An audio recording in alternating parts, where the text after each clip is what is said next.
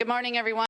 We now have quorum. I'd like to call the planning meeting to order. Members of the public are advised that our meetings are webcast live by the City of Hamilton and temporarily archived on the city's website.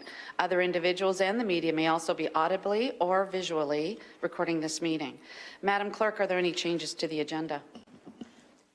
Yes, Madam Chair. There's a typographical error on the agenda. Item 6.4, proposed zoning bylaw amendment for property located at 46 to 52 James Street, North Hamilton, PED 16044.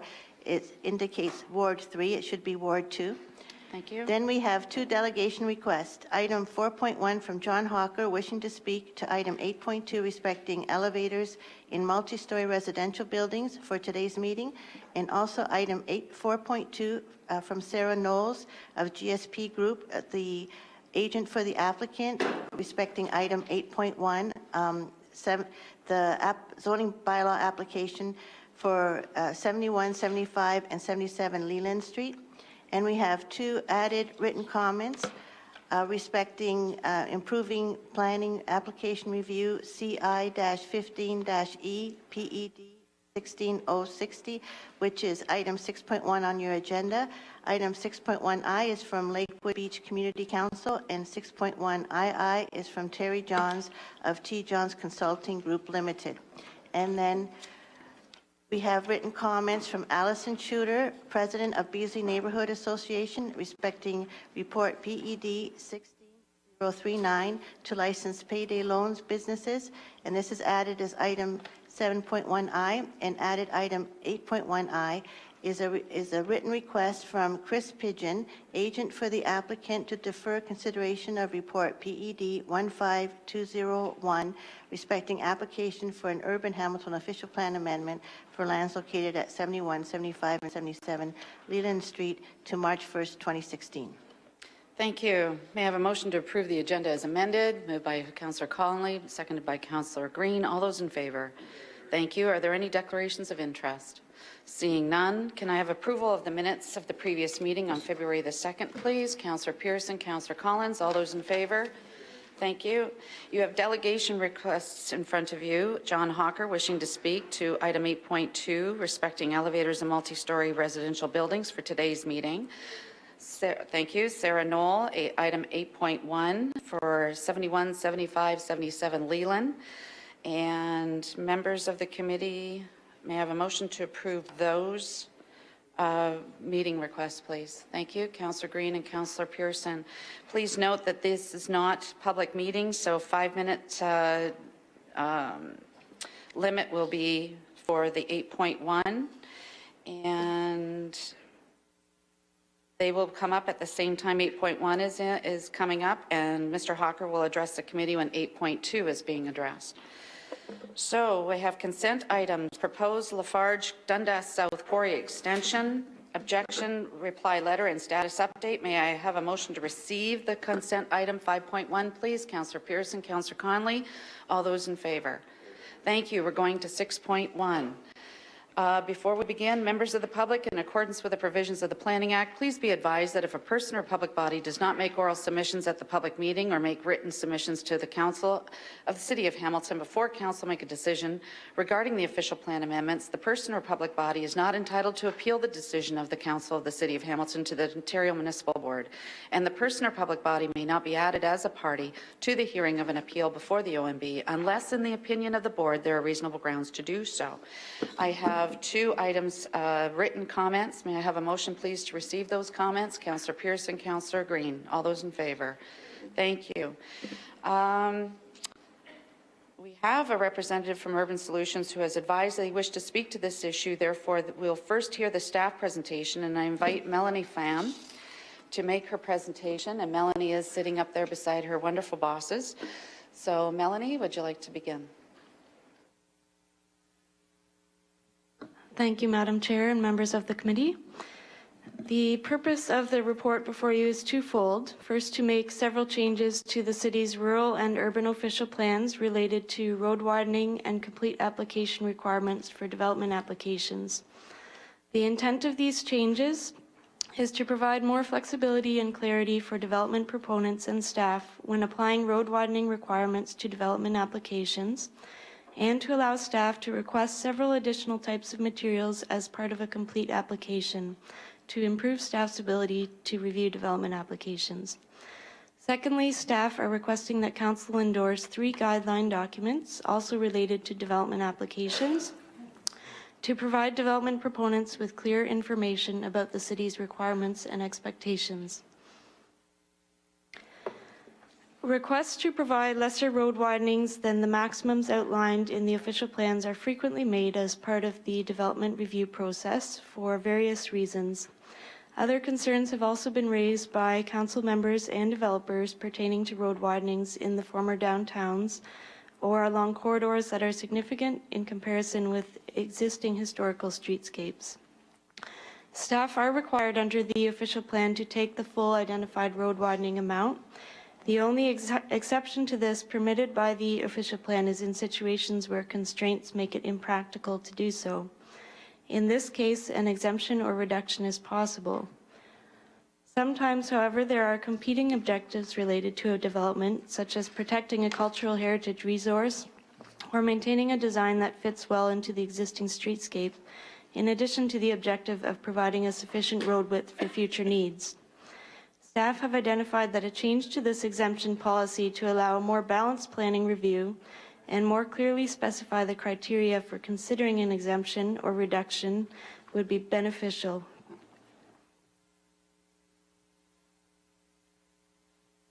The proposed policy would permit the city to allow an alternate requirement where it is determined through the development review process that it is not desirable or feasible to acquire the full widening due to a significant adverse impact on 4 criteria.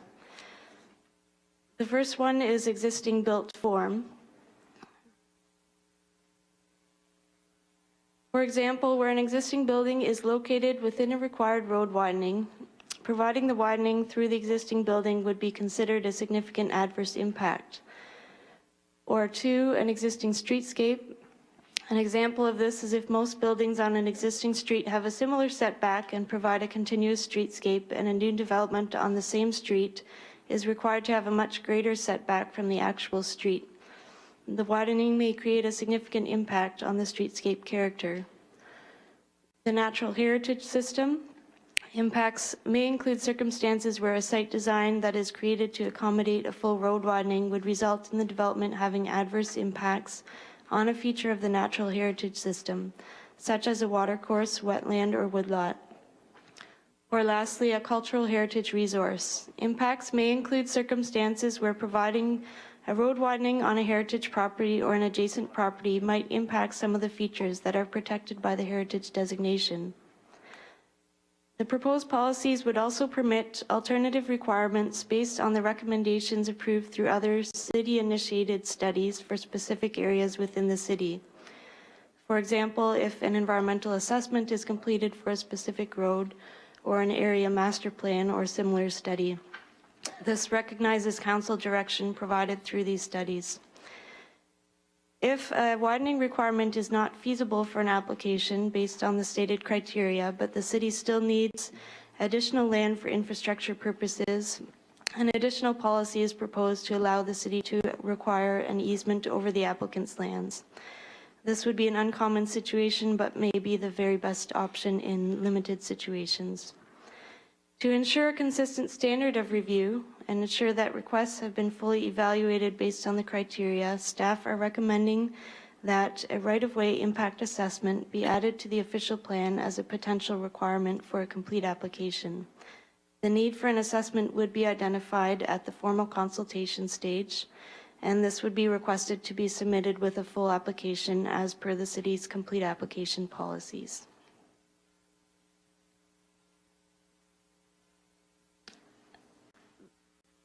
In the rural official plans, site plans required only because a property is adjacent to natural heritage features, which typically is 1 or 2 family dwellings which are adjacent to an environmentally significant area, are always exempt from providing road widenings as a condition of site plan.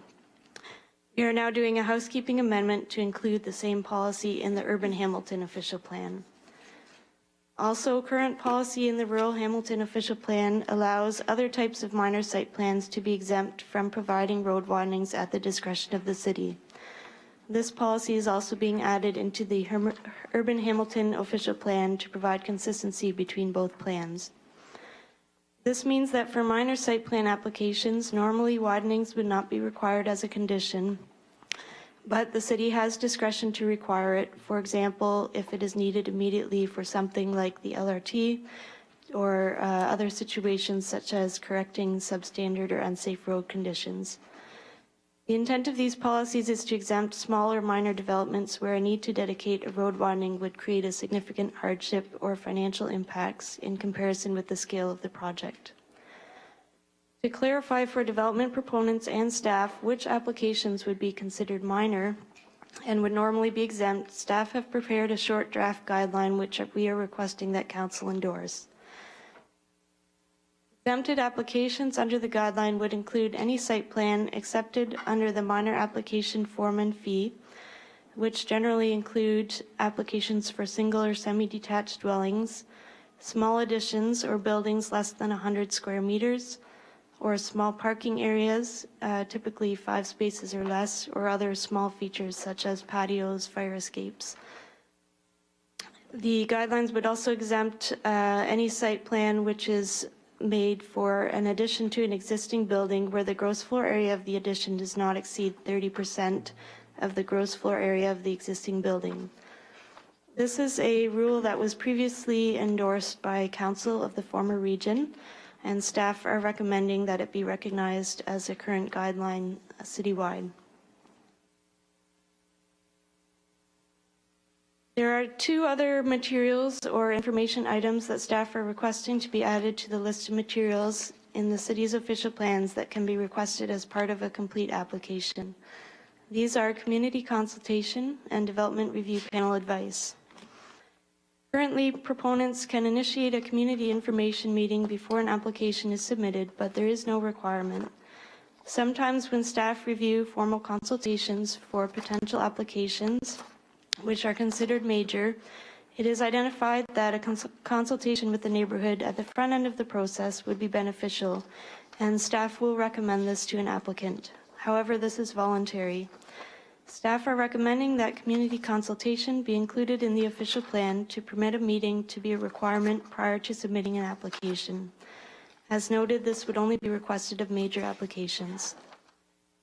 This requirement is intended to improve public engagement by allowing for early issue identification, making the process more open and accessible to the public, and providing an opportunity for the proponent to explain the project before residents or owners in the neighborhood receive a formal notice.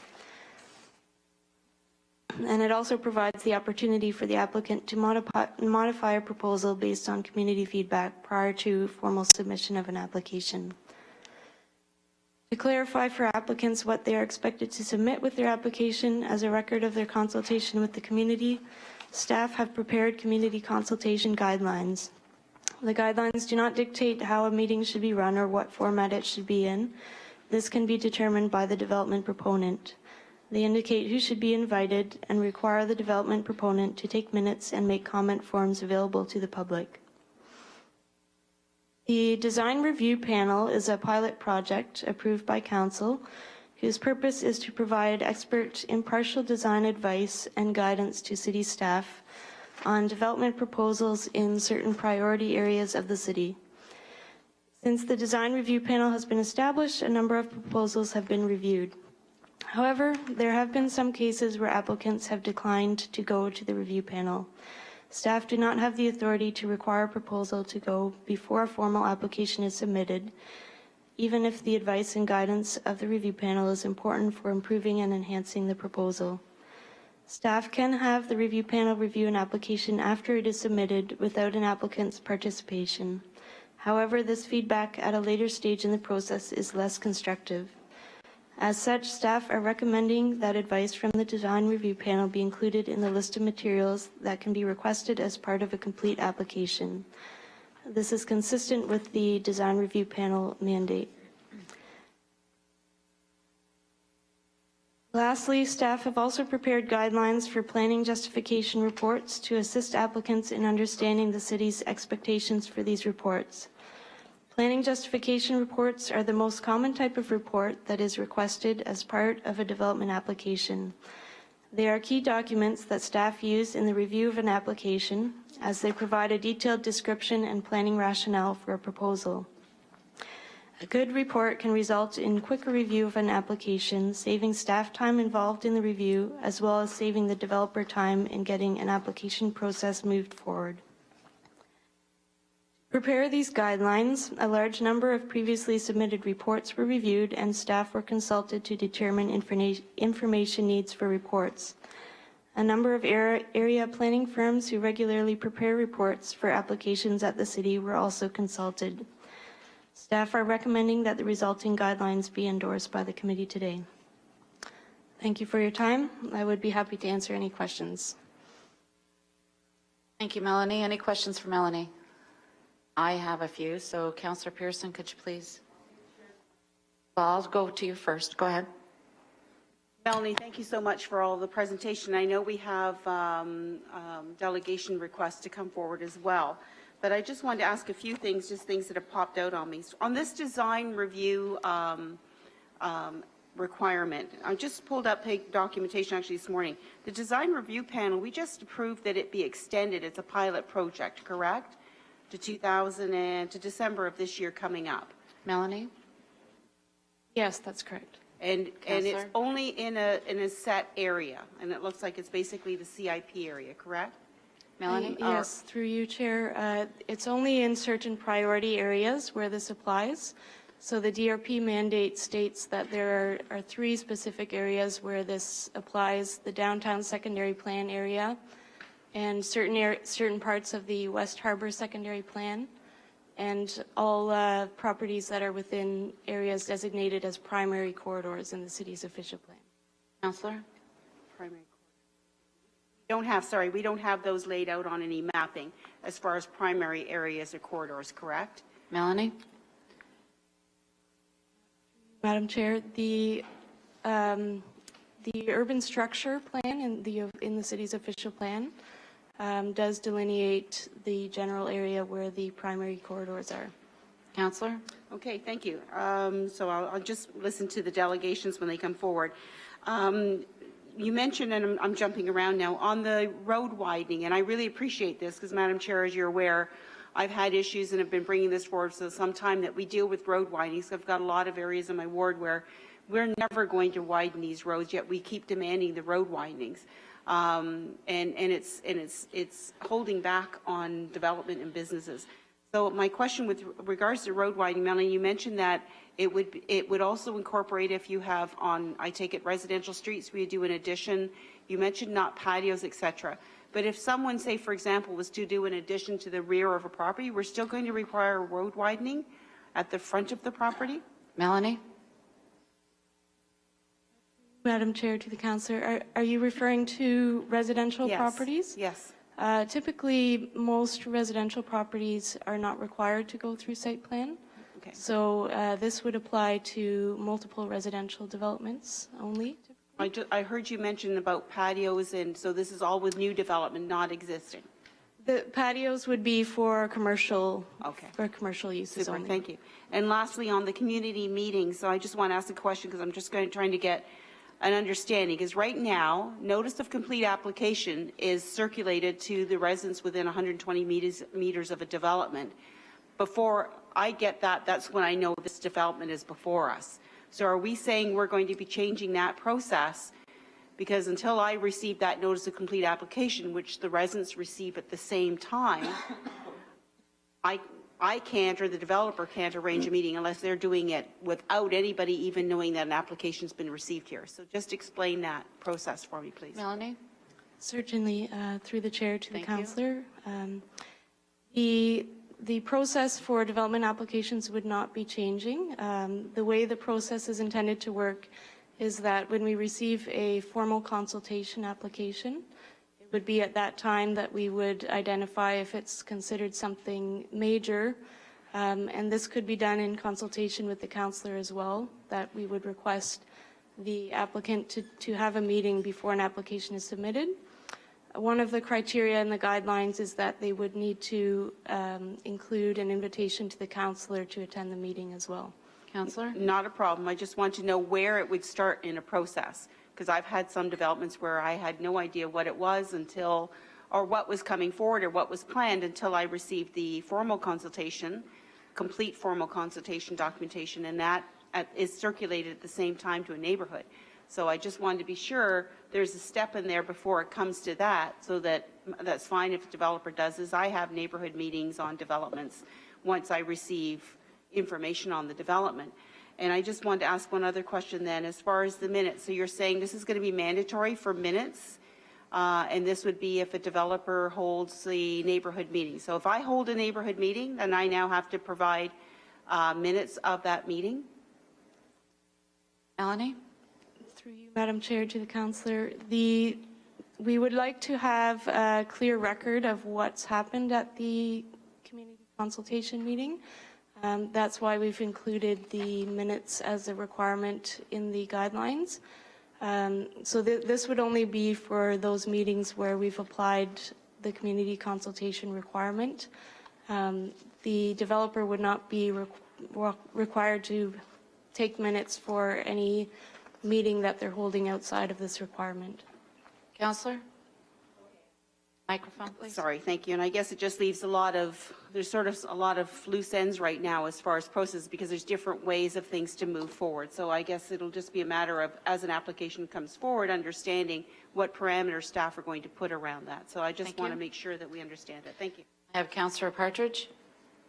Yes, thank you, Madam Chair. And I'm very, very pleased to see this come forward. As I think most of you know, we've had numerous discussions over the past couple of years on, the setback requirement, or I should say the road widening requirement, but also the process for public meetings. And I really appreciate the questions that Councillor Pearson has raised, because, when the application notice goes out, I automatically ask the developer to host a public meeting. Now, I would say 98% of the time they are more than willing, but the odd time I do have one, and it's happened twice, where they have refused, and said no, they're not interested in having a public meeting. So, I guess my question through you, Madam Chair, is this will now make it a requirement. So the developer of a commercial or residential development that's got an application in cannot just pick and choose whether or not they're going to have the meeting. It is a requirement. Is that accurate? Madam Chair, to the councillor, it would be a requirement. Our intent was not to apply it to every development application, only ones where they were considered major or transformational or in certain key areas, where a meeting might be beneficial before they actually submit the application. They could still have a meeting after the initial notice is mailed out at the request of a councillor, but this would be only for ones where we think that they should have a meeting to introduce the project before they actually submit the application. Counselor? Well, thank you for clarifying that. I think that's, certainly important. Waterdown is one of the, largest growth areas, and most of the development up there, I would say, is transformational to the local committee. But that concerns me just a little bit, Madam Chair. Traffic is one of the biggest issues we have in Waterdown, and yet with even developments that are applications and consultation that have come through in the last month, there's been no requirement for traffic studies because traffic isn't an issue. Well, traffic is an issue, and it's a major issue. So I just have a little bit of a concern that this would only be for certain applications and not for all applications. So I'm just wondering, who makes that call? What defines what is transformational? Thank you. Melanie, what defines large applications? Because I heard that as well, or transformational. Chair to the councillor, as Melanie has indicated, this would be identified at the formal consultation stage. So it would be in consultation with staff and myself and then the ward councillor to determine if the community meeting would be required. as Melanie indicated, it would be just for larger, more transformational projects. So we would be looking at some of the policies in the official plan, whether it's within a node or on one of our corridors, or whether it's proposing a development that would be different from perhaps what is existing. So we'd want to, make sure that the community is aware of it. As well, the community consultation document that comes in would need to identify how they've addressed the concerns. So I think that's part of the rationale for it and requiring it after formal consultation, but before an actual application, so that staff can see how they've been able to demonstrate how they've incorporated the community concerns into their proposal. And as well, this requirement for community consultation won't change any of the other requirements that are identified through formal consultation. So traffic impact studies, all of that, whether it would be, whether there's a community consultation meeting or not, it doesn't negate the need for those studies as well. Councillor? All right, and thank you, Madam Chair, and thank you for that, Anita. I just, I hold public meetings. I want my residents to see what is being proposed, and I don't necessarily care how big the development is. If it is going to impact my community, I want that public meeting, and I want it ahead of time. And I think everybody knows that. So I'm pleased to hear that it will be in consultation with the local councillor, because, after the fact is just not good enough for residents. And we don't want to have planning meetings where we, have residents coming in hearing for the first time or only within the last couple of months about a development. It really should be at the beginning of that application process. So thanks very much for that. And I fully support this report. Thank you. And Councillor Pearson, would you please take the chair? I'm the last person on the speakers list.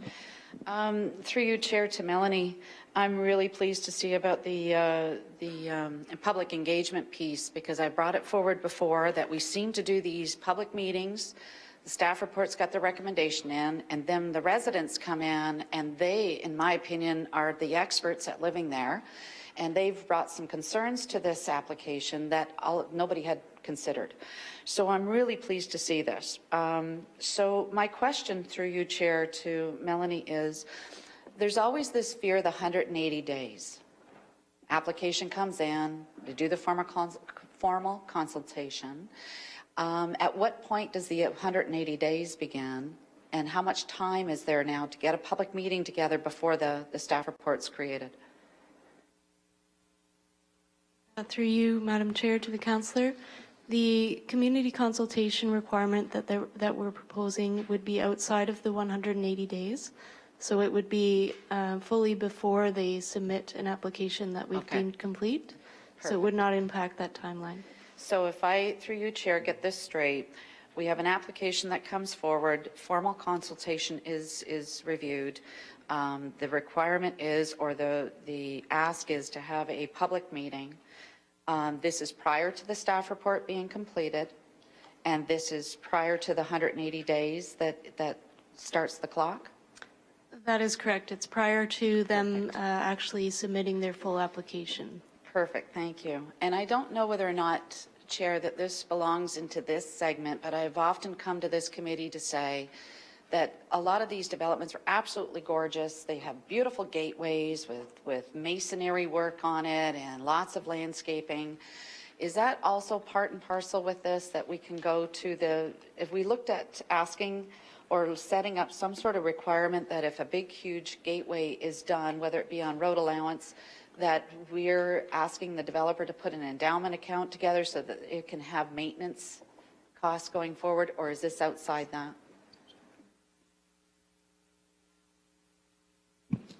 Sorry, through the chair, that'd be outside this process. This strictly deals with of timing of when you would do your initial public consultation. Okay, thank you for that. And those are my questions at this time. So, thank you. I'll take the chair back. And I see no other questions for staff. May I have a motion, please, to receive that presentation? Councillor Partridge, Councillor Pearson, all those in favor?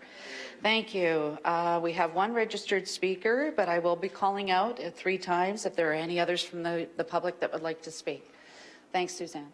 Okay, so we have Sergio Mancia is the first registered speaker. Please come down to the podium.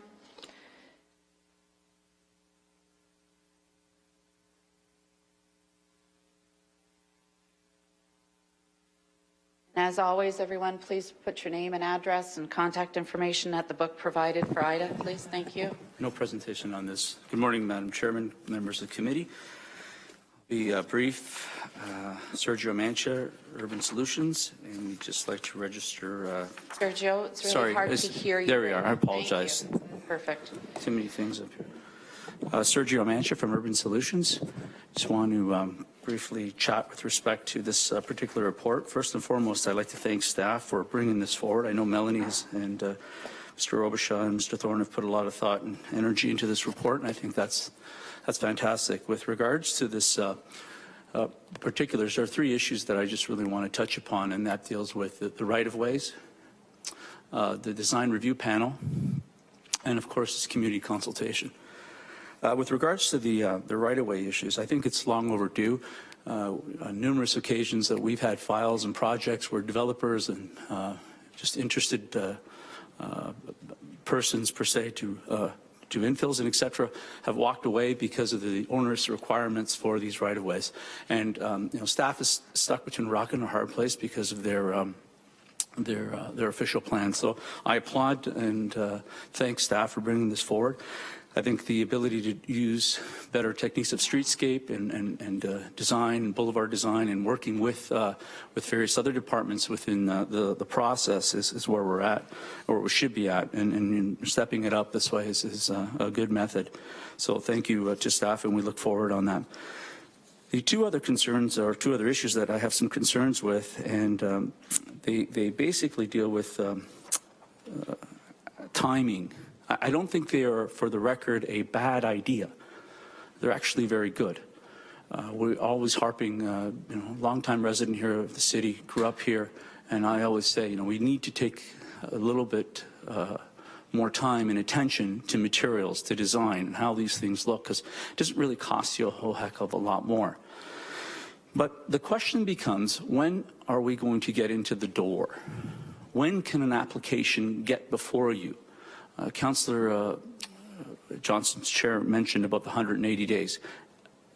No one really likes to use that clock, in my opinion. No one wants to go off to the board. I shouldn't say everyone, not particularly my clients and a lot of the consultants that we work with prefer to dealing with staff. Having said that, for example, the consultation process at this stage, in my opinion, is just a step too early. And what concerns me is alarming a greater community or neighborhood of a project that might be coming. Because remember, the development review process, and I don't mean to lecture committee here by any means, and you question staff on this, is simply an exercise to determine the studies, the requirements, and it's an excellent tool to say, are we going forward or not? 75% of the times we do, and about 50% of those discussions are, do we need this report or not? But the question then, I go off to a meeting that's going to be held, and we really don't know if that project is in the queue. So that's the concern I have. I think that it's a very important process, and Madam Chairman, I've been doing this for 27 years, and we've had public meetings that date back to 1992, 93, where we just have, in the basement of a church, we get together and discuss things when the application is somewhat, has some foundations. And again, I'm concerned that the request by staff at this level can do a few things. That's, first of all, scare off any applicants or developers, investors, the motivation to proceed, because they go into a room with people that won't really understand what we're trying to achieve, because we're really not there yet. We haven't finished those reports. We haven't submitted any three-dimensional thinking just yet. Conceptually, it might be there. So that's the concern I have. The intent, the objective, the goal, I'm all for it. I think the more we can answer, the more we can communicate with those communities, I think the faster, the quicker, the better. With regards to the other component, the Design Review Committee, again, a very strong new committee, and it's new. It's in its infancy stages. The mandate, in my understanding, was for larger built formed in the downtown area. and to now incorporate in the official plan, and this deals with the previous issue also, to incorporate it within the official plan, in my opinion, is a bit dangerous. Because once again, you're going before a committee, or a panel rather, that's not council approved, staff picked, and maybe have an opinion on a development or other, and again, it detracts or it may scare off the process of submission. So again, once we have a three-dimensional process going through, which is the site plan, then I would agree. Let's get before this committee. Let's discuss things. Let's see if it meets various criteria. So again, I think we're all on the same page, but just a little ahead of each other. Not to quote in the report, but there are components within it that, in my opinion, that would allow some of this flexibility. And again, I caution committee that right now you're dealing with an official plan amendment. This isn't simply a guideline.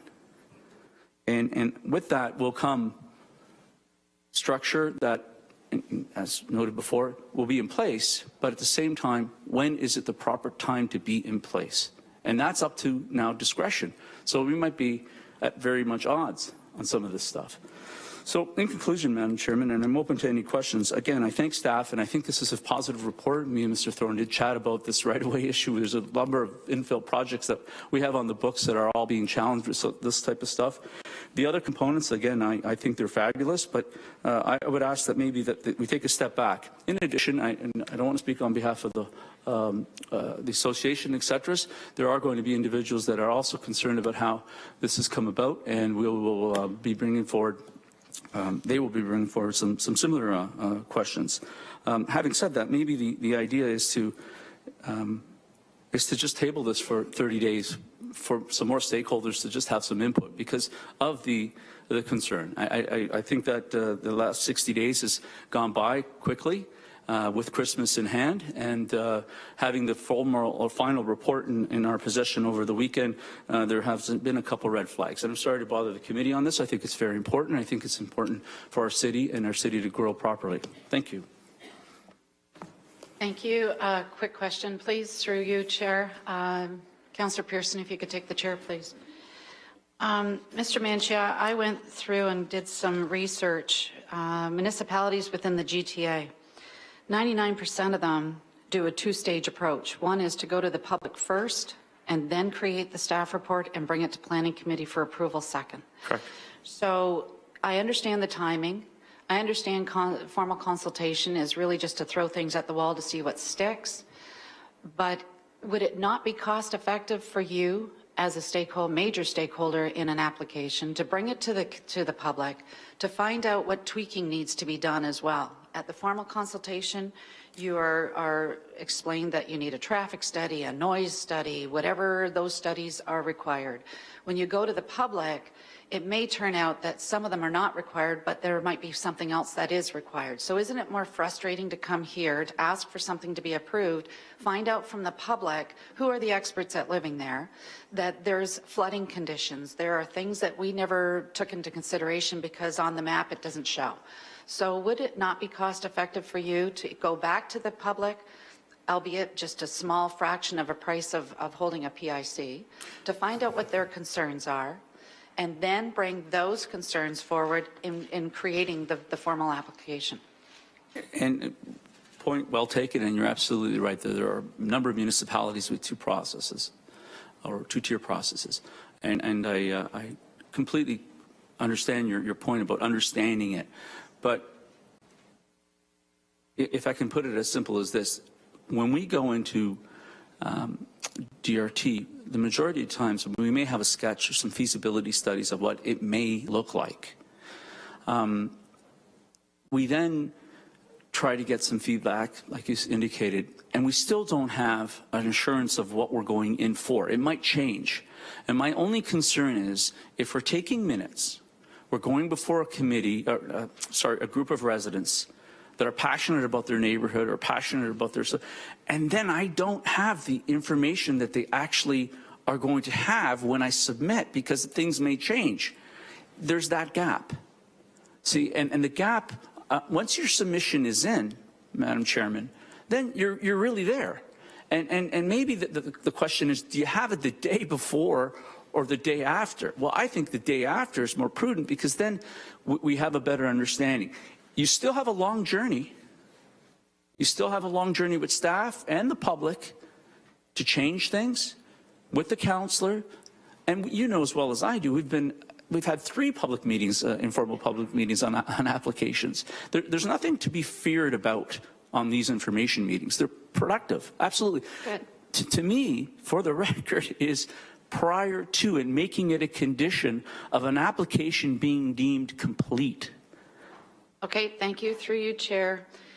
I guess my bottom line is, would it not be much more simpler, and would it not be much more, it make the process a lot easier for any applicant who has public support going forward?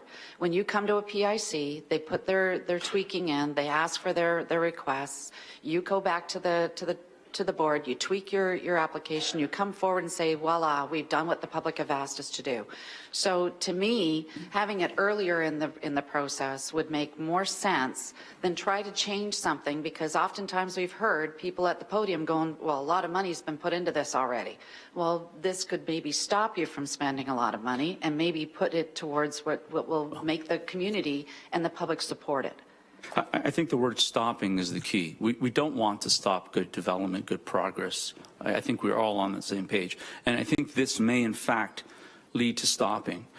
Councillor Partridge made a point about before, the word before. I think we just need to take a step back and define what before means. I'm not implying that any of your ideas or what this report is suggesting is bad. It's not bad planning.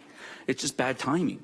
And I don't want to see applications not go in, not progress. I mean, we're all fortunate enough that this community is moving forward, and I would hate to see it that things such as this may not, at the end of the day, do exactly what it's intended to do. So I just caution committee that we may want to take a step back and maybe even 30 to 45 days to just talk about this, because there are a number of stakeholders that are just recently, since yesterday, found out, and hopefully we can come back here all happy and move forward with these policies in the OP. And again, this is an OP amendment. This is not a guideline.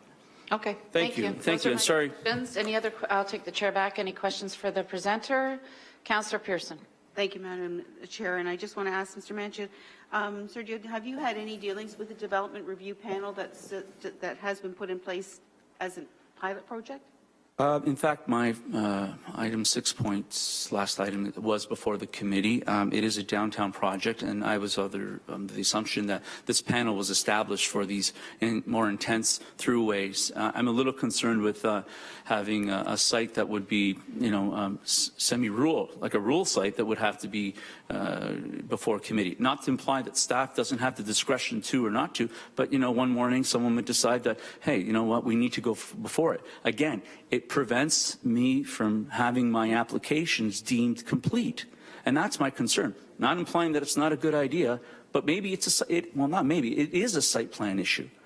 It is a site plan issue. Would there be a concern, and I hear what staff are saying, that it may be needed, may not be needed. I have some concerns of that because it's not a definite, so it's a staff's choice. And I don't want to speak on behalf of Mr. Thorne or Melanie, but I believe it is a discretion of staff, and then we start locking horns and applications don't move forward, and without I just don't want to sound that we do have rights as applicants to be before, put that application in. This could seriously slow things down and not have the ability to engage under the Act. Councillor? Thank you. No, that's it from me. Thank you. I see no other questions. Thank you. Move to receive, please. Councillor Partridge, Councillor Green, all those in favor. Thank you. Now I need to say this 3 times. Are there anyone here for the public who would like to speak to this matter? Thank you. So I've got 2. Again, when you come down to the podium, please introduce yourself and sign in.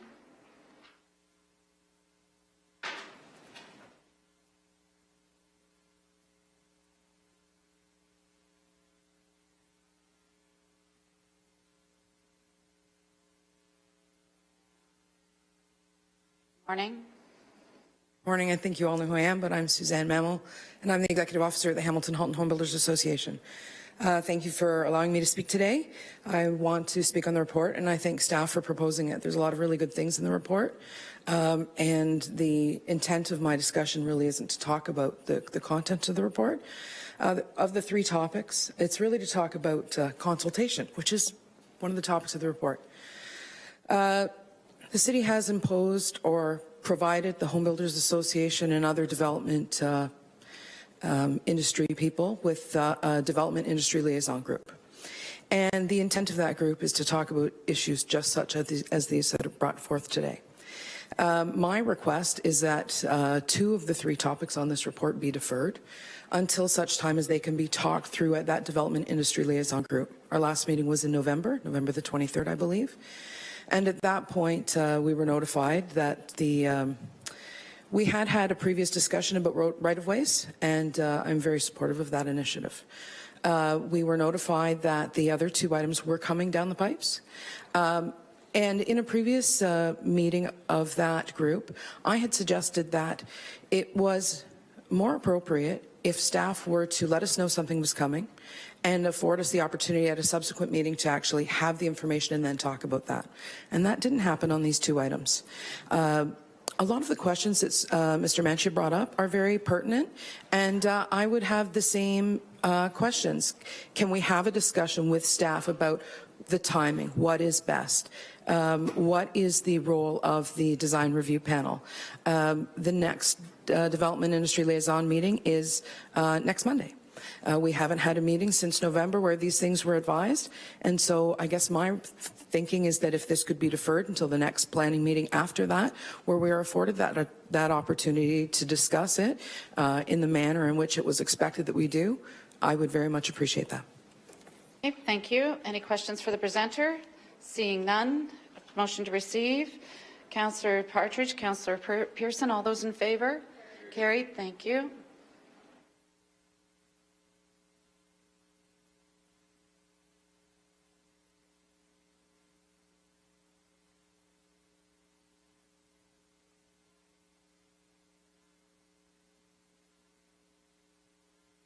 Morning. Introduce yourself for public record, please. Good morning. Joey Coleman, resident of Ward 2. I was previously active member of the Beasley Neighborhood Association. I have resigned from the BNA about 2 months ago to make sure that my activities do not relate to the association and to avoid any confusion about roles. But in that role at the BNA, what I'm speaking to you from is the experience of being a resident and interacting with the planning process. Firstly, I want to congratulate staff, Mr. Thorne, Mr. Robichaud is not here, and the other staff that have worked on this for a very good report and for moving public consultation to the front of the process. It's often said that public consultation in Hamilton means that they're telling us what they plan to do instead of consulting us to hear what we want them to do. And it depends, where do you put that public consultation on how people feel? And it sounds like, and I'm agreeing with Mr. Manchia, who I have great respect for, and his company's been doing phenomenal public consultation on projects in the Beasley neighborhood and should be complimented for putting all their planning documents on their website, making them public, that maybe we need to spend another 2 to 4 weeks just tweaking some parts of this report, because it's an excellent report, and I would say we're 95% of the way there. And the 5% has not, because the report only became, the city has, I look at other cities, Ottawa, Burlington, for example, are two that jump right out, where I can follow all planning applications using an RSS feed on their website. I can't follow any planning city of Hamilton's website. Remains on the front officer for planning and ACTEV. I don't know how she managed for the BNA when I was dealing. And there's only one. The planning committee needs to consider required to it's scanned and on the. We're heading in the right direction in terms of component of. Thank you. Thank you. Joey, welcome to the program. Your comments, but consultation, as I be enabled. But by that for me? Joey? So the Beasley our professionals and members of our that point where the developer is the public will assume it's the final product where is that point for to staff be. So we do phase one here, which is this report, and then we add the internet component hopefully by the end of the year. You, Councillor? Yes, and thank you, Madam Chair. So that's good then. You're not wanting to delay this to include that internet process, because I agree with you. To me, it's completely separate committee, but I certainly tweaking that goes on between experience, but I believe you have as well. Then if there's tweaking that needs to happen, the developers that I've dealt with have no problem reducing units or changing the configuration. We have another public meeting, particularly with those that, you know, were most wanting to express their opinion or disgruntled with the. So I don't really see where that should hold up the requirement today that's in this report. Get it through, get it going, make it a requirement. There's still time for more consultation going forward. So that's not really a question, it's just a comment. Thank you. But I thank you for your indulgence. Okay, thank you. Councillor, no? Anyone else? Okay, thank you. Move to receive, please. Councillor Pearson, Councillor Collins, all those in favor. Thank you. I've got Councillor Pearson who would like to speak, and Councillor Green, you're second. Thank you, Madam Chair, and I certainly appreciate. Oh, hang on. You know what? I forgot. I just need to do this 3 times, and then we ahead. can close the public meeting. Sorry, and then allow comments. Sorry, Councillor Pearson. I was just remiss. Anyone here that would like to speak to this item 6.1? Going once?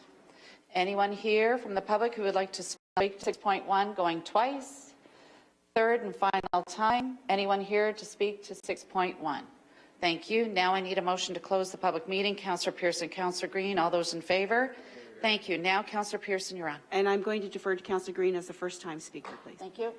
Thank you. And I've heard the 180, the clock ticking, and I know that there has been situations where that has been used in the past. So through you, Madam Chair, to staff, what other provinces, like what are some of the other comparisons to other require this full? Although it being the exception, not the rule, convent And then get appealed to the board on sense that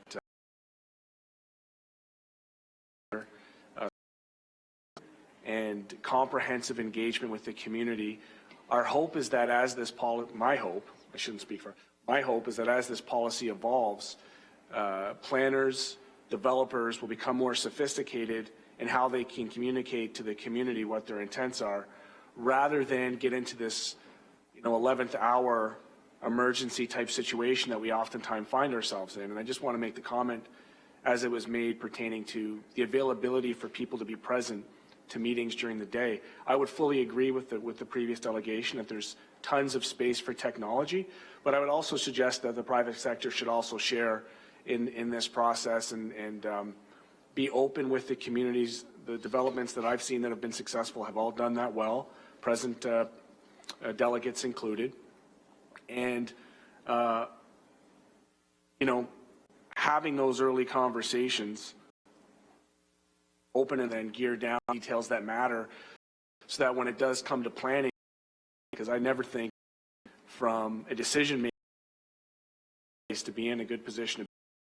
So I strongly support the recommendation as it stands. It's off to staff on this one. I think it's phenomenal. Thank you. I have Councillor Pearson. Then Committee. We have. I don't think it's their view for this as waiting a review only here and may not.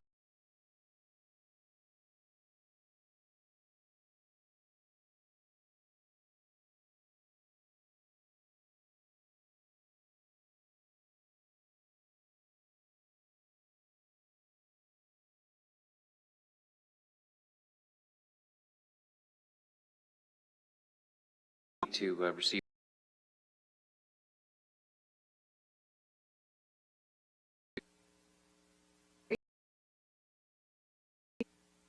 I think day time frame as they avoid. Who determines what? It's going to be at staff's discretion also of the chief planner. Sense on staff.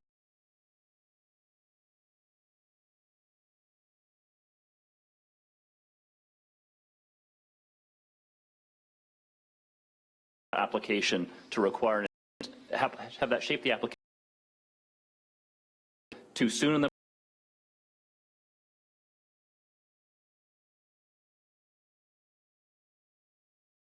required background analysis, but before they actually finalize the application, is when they would host the public meeting. Okay, thanks for that. Yeah, and just as an aside, and it is related to what we have status, I had asked for a report back and attempts almost a development tracking chart that showed applications that had been submitted. So we didn't reach the end of the 120 days or the end of the 180 days. We could actually monitor at this committee almost an outstanding business list. That related to the status of that coming to us.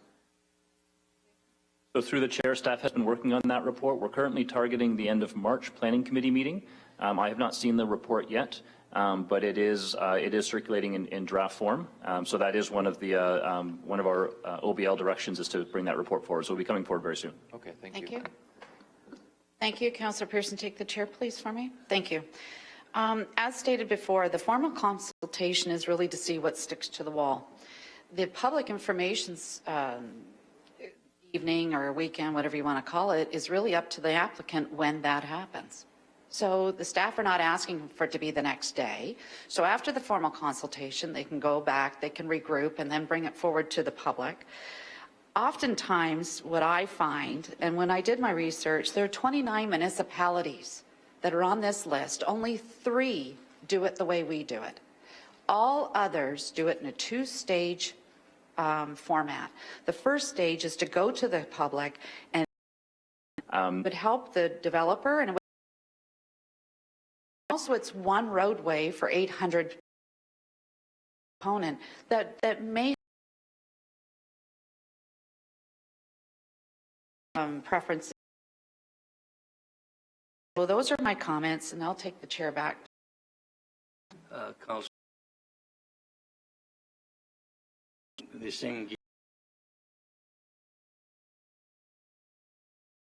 not only for the residents to give their 30 days would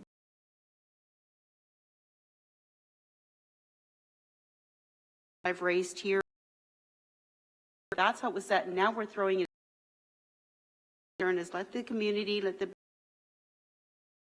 going to happen to the chief plan. As to whether or not it'd be required. Years ago.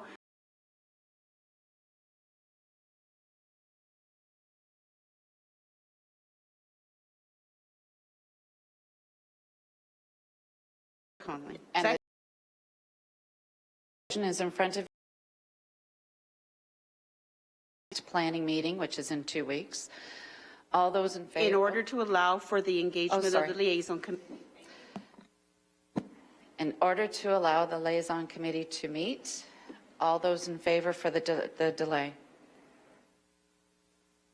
Opposed? Yep, sure. Oh, sorry, I called the question. Question was called, sorry. Okay, then I'll just oppose it. Okay. Okay, thank you. And any opposed to delaying it? Okay. Well, you got to put your hand up so we all know. Sorry, put your hand up. Thank you. So, Ida, it's defeated. Thank you. Any other questions about the staff report, please? Councillor Green, did you have a question? Just wanted to go on the record. They had 60 days of opportunity for input on the docket for 60 days. Is that right? To the chair, no. So the report was, this report was made public, I believe it would be Tuesday or Wednesday of last week. The item that was brought before the liaison group in November was to advise them that we were looking at the complete application requirements as it relates to these issues, but they did not at that time see the actual report or recommendations. Thank you, Councillor. Well, you called the question, so I couldn't ask it. So to follow up on that, what process do they have when this type of when this type of bylaw is being put together? Jason? So through the chair, if I understand the question correctly, if there's still concerns once this, No, sorry, the question was, what process did private sector, did the industry play? If I could just ask my question, that'd be great. What did they have that, what inputs did they have during this process that brought us to this point today? Did they have any, or did the staff just go away in isolation and then come back and give them a week and then put this forward? Jason?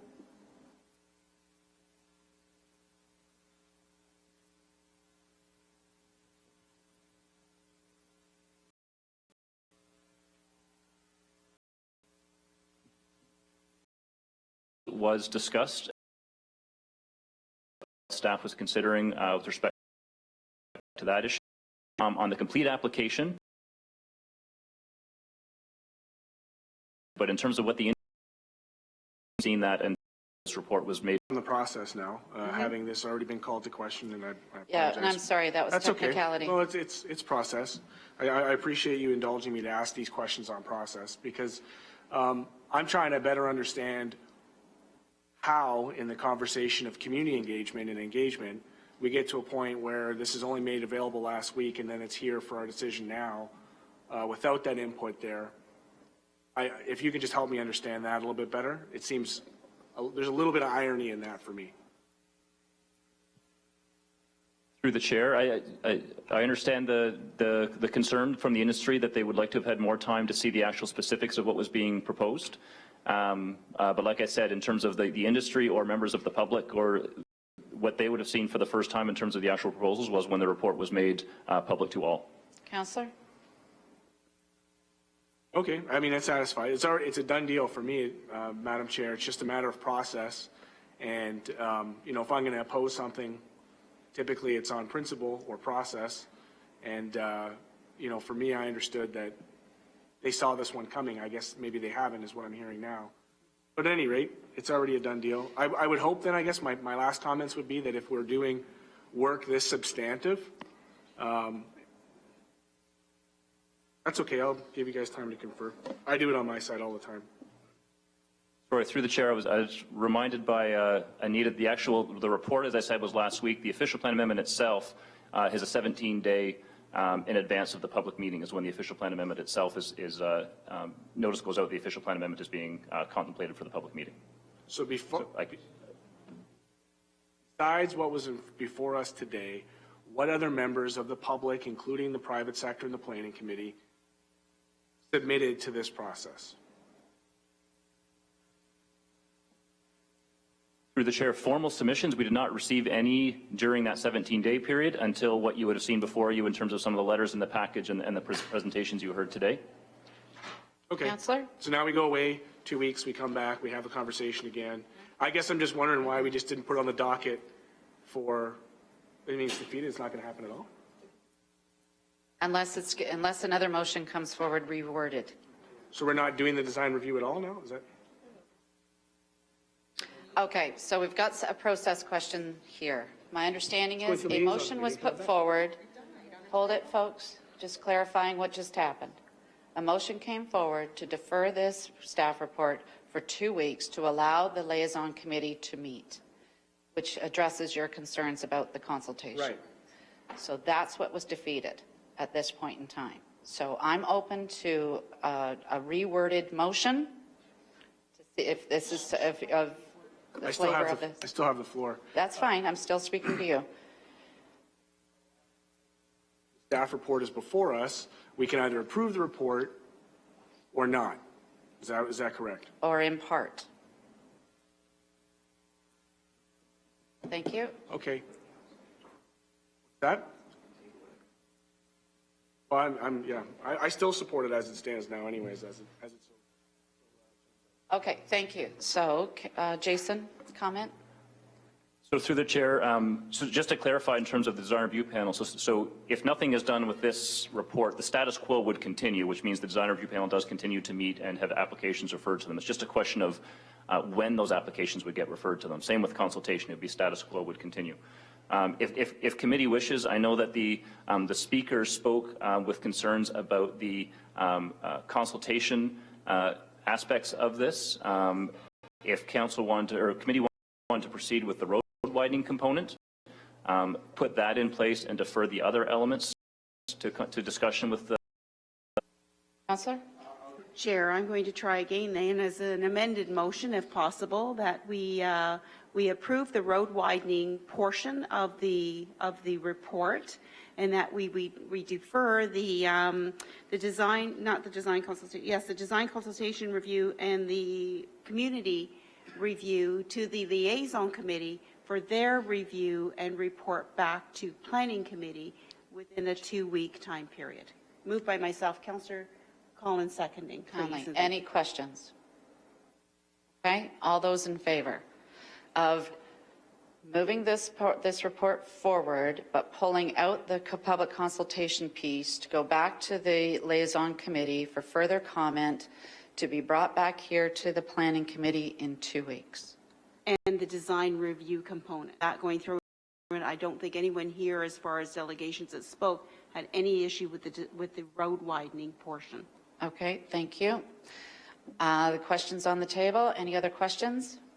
Councillor Partridge.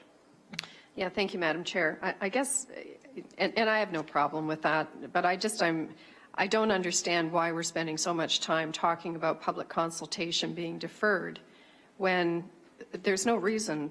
What's in this report is good. It's a good report. And it's the residents out there, to me, that this is for. The public consultation is for our residents, where the developments are going to be happening. For them to be able, I don't understand why we're not approving that part today. It really concerns me. Anyway, thank you.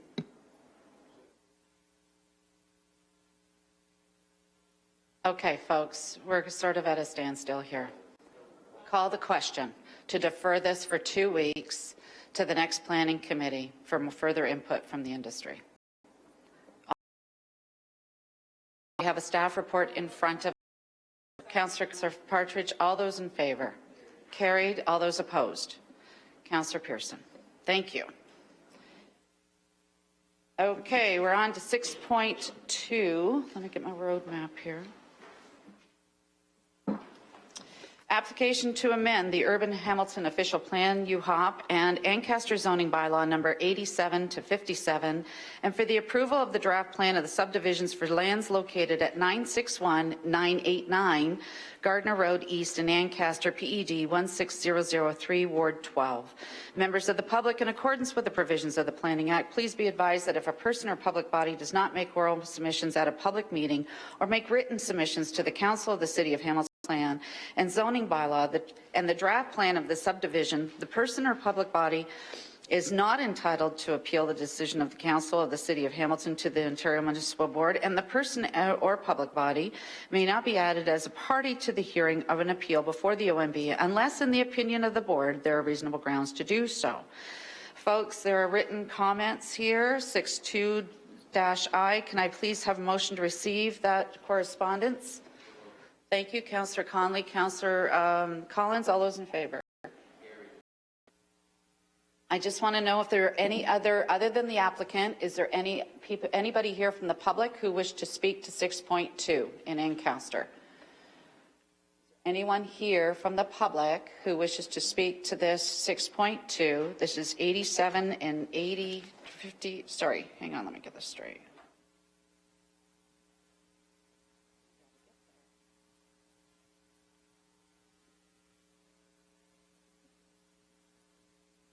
(961 to 989 Gardner Road).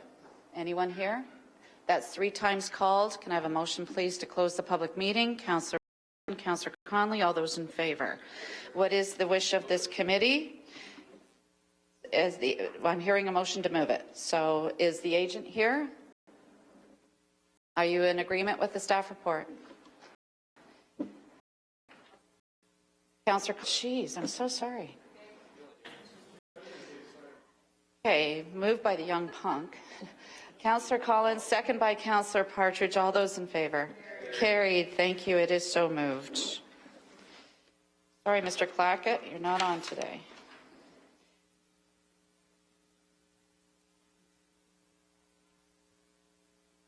7-1, thank you. 6-3, applications to amend the City of Stony Creek zoning bylaw 3692-92 for the approval of the drains located at 72 Second Road West in Stony Creek, PED 16048, Ward 9. Again, I need to read this out, folks. Members of the public, in accordance with the provisions of the Planning Act, please be advised that if a person and/or public body does not make oral submissions at a public meeting or make written submissions to the Council of the City of Hamilton before Council makes a decision regarding the zoning bylaw amendment and the draft plan of the subdivision, the person or public body is not entitled to appeal the decision of the Council of the City of Hamilton to the Ontario Municipal Board, and the person or public body may not be added as a party to the hearing of an appeal before the OMB unless, in the opinion of the Board, there are reasonable grounds to do so. I'm just going to find out and test the room. Is there anyone here from the public ready to speak coming forward for 72 Second Road East in Stony Creek, or Second Road West, sorry, in Stony Creek? Going once? Anyone here from the public here to speak to 72 Second Road West in Stony Creek? Going twice. Third time, 6.3. Anyone here from the public willing to come down to speak? Going 3 times. May I have a motion, please, to close off the public meeting? Councillor Partridge, Councillor Conley, all those in favor? Thank you. So what is the wish of this committee right now? Councillor Conley? Okay. Just a couple of questions. Apparently this is going into a cul-de-sac that used to be there, and they're extending the cul-de-sac, right? Now, is there sidewalks in this new development or not? Through you, Madam Chair, to the councillor, the current sidewalk on Hampshire Place stops at the Shady Glen intersection, which is just above these subject lands. The proposal will include the extension of that particular sidewalk on the west side of Hampshire Place down to the bottom of the proposed cul-de-sac. And in addition, a pedestrian connection to Erin Gate Park to the south will also be provided. So yes, a sidewalk on the west side of Hampshire Place with a connection to the park will be provided through this application.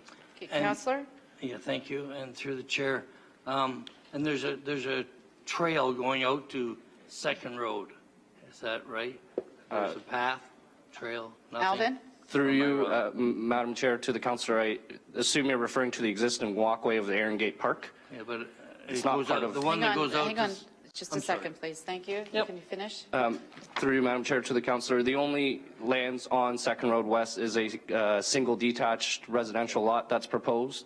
There is an existing pathway south of these lands in Erin Gate Park that connects to Second Road West, which I believe you're referring to. Councillor Conley. No, that's fine. Thank you. Just clarification. Thank you. And I know that we have the agent in the audience, please. Tom Milliken, sorry. Sorry. Are you in agreement with the staff report, sir? Okay, thank you. And so now I need a motion on the staff report. Councillor Conley, Councillor Pearson, all those in favor? Thank you. So now we're on to 6-4, folks.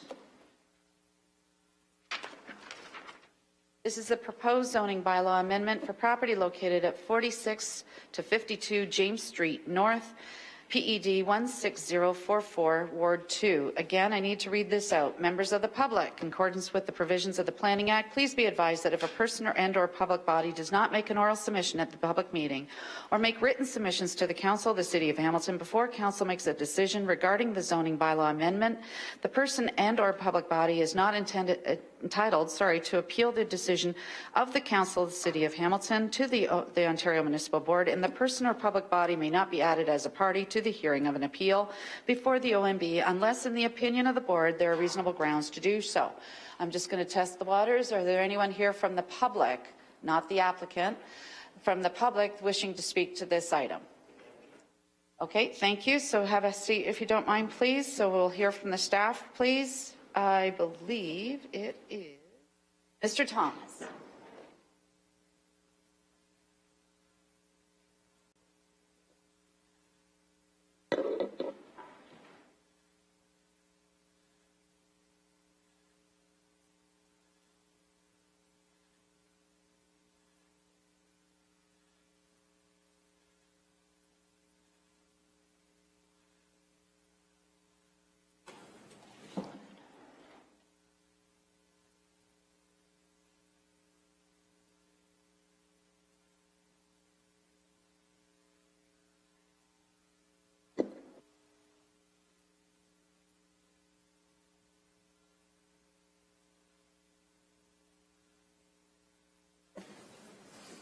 Good morning, Madam Chair, members of the Planning Committee, and ladies and gentlemen. This is a zoning bylaw amendment for a property located at 46 to 52 James Street North, Hamilton, by Urban Solutions Planning and Development Consultants, on behalf of Leuna Local 837 Lister Property Corp. and the High Rise Group. The subject property is located north of the Lister block and is recognized as a through lot with frontages on both James Street North and Rebecca Street. The property is located east of Jackson Square. The property has been vacant since 2010 and was formerly occupied by a four-story heritage building which was constructed in 1855 and 1856 by the prominent Canadian architect known as William Thomas. The subject property is currently under two zones. The downtown prime retail D2 zone applies to the portion of the site that extends eastward from James Street North. And the downtown mixed-use D3 zone applies to the portion of the property that extends southward from Rebecca Street. This is the, oops.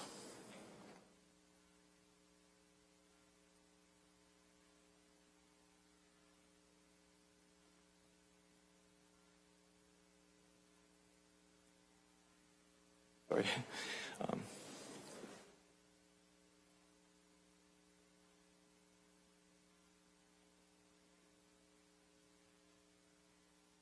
You can see the subject property on this aerial photo, and to the west is Jackson Square. The proposed rezoning is for the development of a 21-story mixed-use building that will provide commercial uses along the portion of the ground floor along James Street North. The building will be developed as a multiple dwelling for 146 dwelling units with an occupancy of up to 392 persons, and it will be geared to McMaster University students. Staff have also reviewed earlier considerations by the applicant for 155, 170, and 127 units based on various combinations of 2, 3, and 4 bedroom units. The building will reestablish the historic facade of the William Thomas building along James Street North, and it will provide a tower that will be developed above podiums on the first and fourth floors, which will have an east-west orientation. This is a view of the property. A proposed site plan. The building will have step backs for the tower above the fourth floor and above the 18th floor to allow for better integration of the building rise buildings. Along Rebecca Street, the proposed building would be set back 15 meters from the street line and 24 meters for the tower portion. The setback will allow for a plaza area to be developed east of the entrance to the underground parking. And this area will also allow for outdoor seating and landscaped areas. The building will include an underground parking area that, in light of the proximity of the property, the application was property in the downtown secondary plan. This includes the prime retail streets and downtown mixed use designations. The property is also under two development permit sub-areas, which apply and are known as the Lister Development Permit Sub-Area and the Rebecca Wilson Development Permit Sub-Area. The Urban Hamilton official plan policies, which are discussed in the report, have examined the proposal with respect to residential intensification, transportation, and these are the there is an important area of policy. It was determined through sun shadow studies along James Street North and Rebecca Park. However, it was noted that the building and were as well as articulation added to the portion of the building along Rebecca Street. Considerations are generally consistent with the bylaw requirements for smaller units in bylaw 05200. The former building. Cash in lieu of parking is also Urban Hamilton official plan with respect to density and residential intensification in the downtown secondary city in terms of the historic. In addition, staff Photo showing the. This is a view looking north from Rebecca Street. This is looking northwest from Rebecca Street, from Houston Street. View looking north from Jackson Square. View looking north on James Street. And this is a view looking south from Wilson. Provide setbacks above the 18th floor. Applications to buildings and outdoor amenities, and to maintain a greater and TDM facilities. Provide for approximately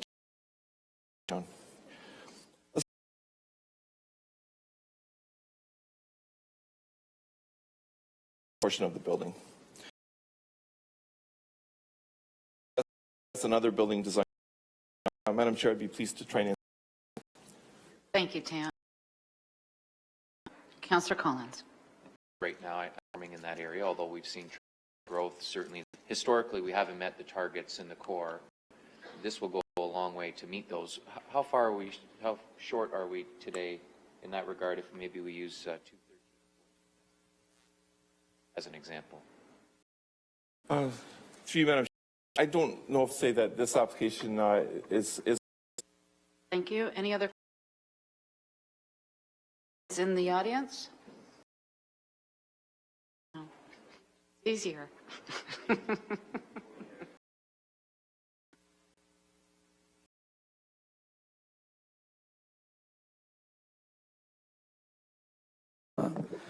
The application quickly, and for the record, my name is Serge here on behalf of the high-rise, part of the team from WGD Architects, and Megan Hobson, the cultural heritage planner we retained. Excuse me. First of all, Madam Chair, speaking to your councillor and that work, get this I need everything in perspective, an L shape.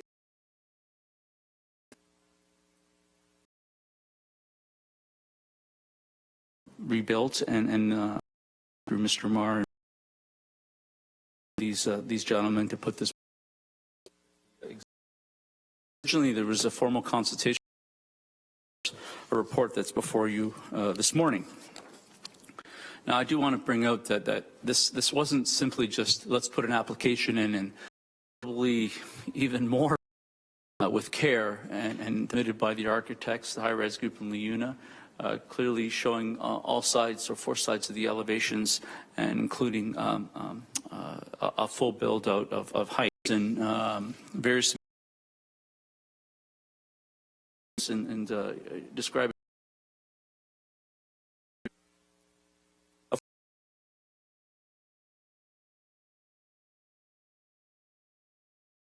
there's consultation sometimes is to the web and to the internet, so people can visit, comment, and with that, before all the no statistics speak detail element that the parking is as a lot of things, and we should be very proud that these developers have brought forth such. Again, it's for that. One thing, there's the cash in lieu of parking that our client, I must add, is 300,000 can be applied.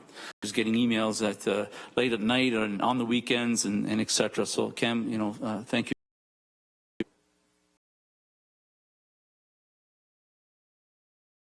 Market. If you could just share in your market analysis. Understanding a need by our clients. They're just not hypothetically coming up. Maybe Mr. Marr could step down if he had any comments on that. Otherwise, I was involved in the Old Canadian Student Blind redevelopment, where now it's I think it's 12-story, similar type of building, and it's taken off. I mean, that project there was the first one off the benchmark, and knowing the client and of course working for him, it's constantly full, and it adds a very important element. And this is down back to Councillor McCaddy's days, is that we were trying to revitalize the areas of Westdale where we brought in a facility and trying to rejuvenate the core of Westdale, where you have unfortunately some rundown units. With regards to this in relation to the Beasley neighborhood, I don't know how much of it is actually student geared, but it was Westdale. But if perhaps, Madam Chair, I can answer it or ask the question in a different way. It seems like a lot of the parking requirement restrictions, at least in my own rationale, make sense for McMaster, given that they're all issued bus passes, they're all transit-oriented as students. And understanding that this is a substantial development, I'm all for density downtown, as I expressed previously. I guess my question is, in the event that you don't fill it with students, it goes back to just market units, what parking considerations have you taken into account for that scenario? Should it not garner the type of student interest that you're currently seeking? Sergio? Madam Chairman, a very good question. Let's take a step back and talk about the zoning in particular and how these units are actually zoned and actually laid out. To basically convert this into a conventional condo or apartment would require some amendments, in my opinion, to the bylaw. With regards to the parking, very good question. We know through our studies and other applications, of course we did our parking study, that the demand for parking within such a facility for students, it's minimal. And of course, we're also trying to encourage, and I don't have to explain that to this committee, LRT, public transit, etc. So I think with regards to the additional dollars that our client is putting in for the ultimate parking lot up the street, I think that might be our answer, if in case you're questioning, do we need... I mean, I'm satisfied with the project, and I'm not for tying on one-to-one parking in this type of transit corridor, so I can support that completely. I just wondered what the other scenarios might play out should they not garner the type of interest. I personally feel, my own intuition is that this will be sold out relatively quickly, provided it has some kind of reasonable market application, student housing, which I'm sure they've all considered. So those are all my questions for now, and I appreciate the presentation. Thank you. Any other questions for the speaker? Councillor Pearson. Thank you, Madam Chair, and thank you. Thank you, Councillor. One question, this whole development, once it comes to... I'm going to take a guess, but I'd rather... $45 million. Thank you, and that's a tremendous investment in the complement the lister that the proponents here. Those in favor? Again, I must. But as a journalist, I used to do higher education for Maclean's, and is a parking structure.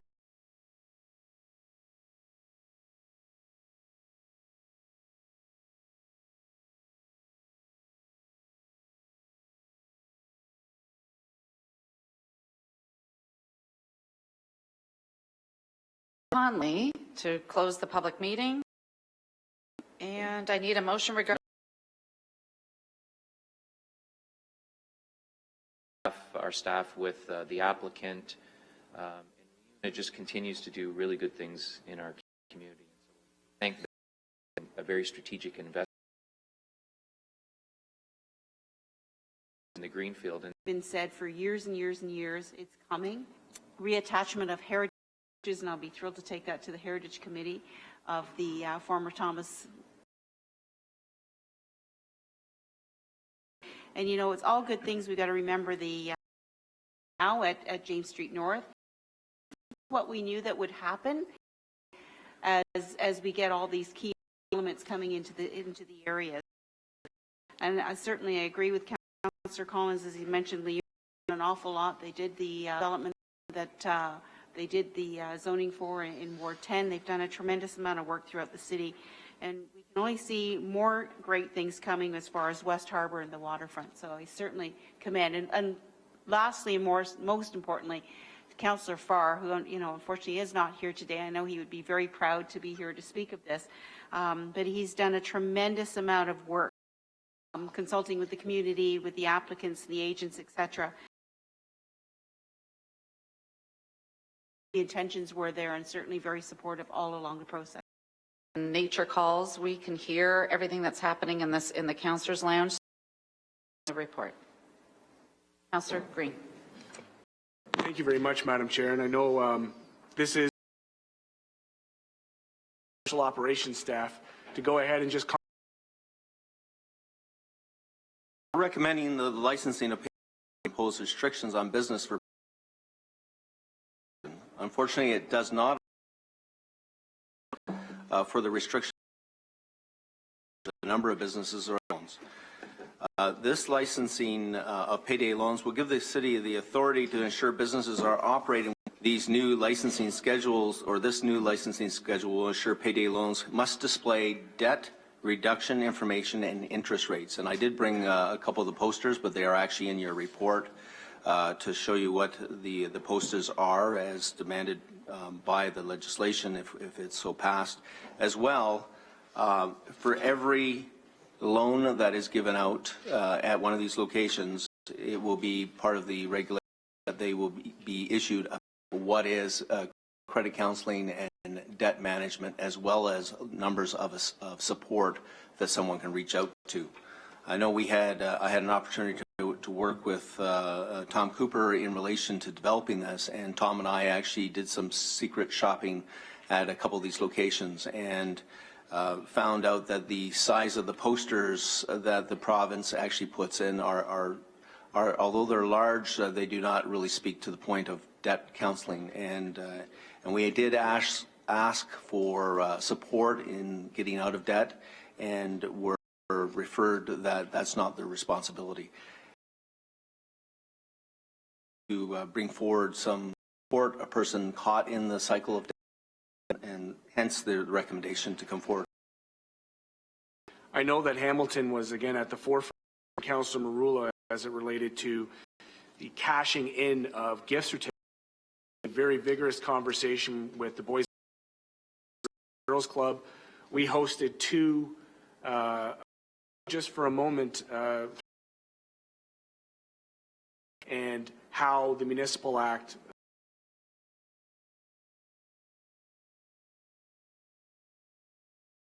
however, the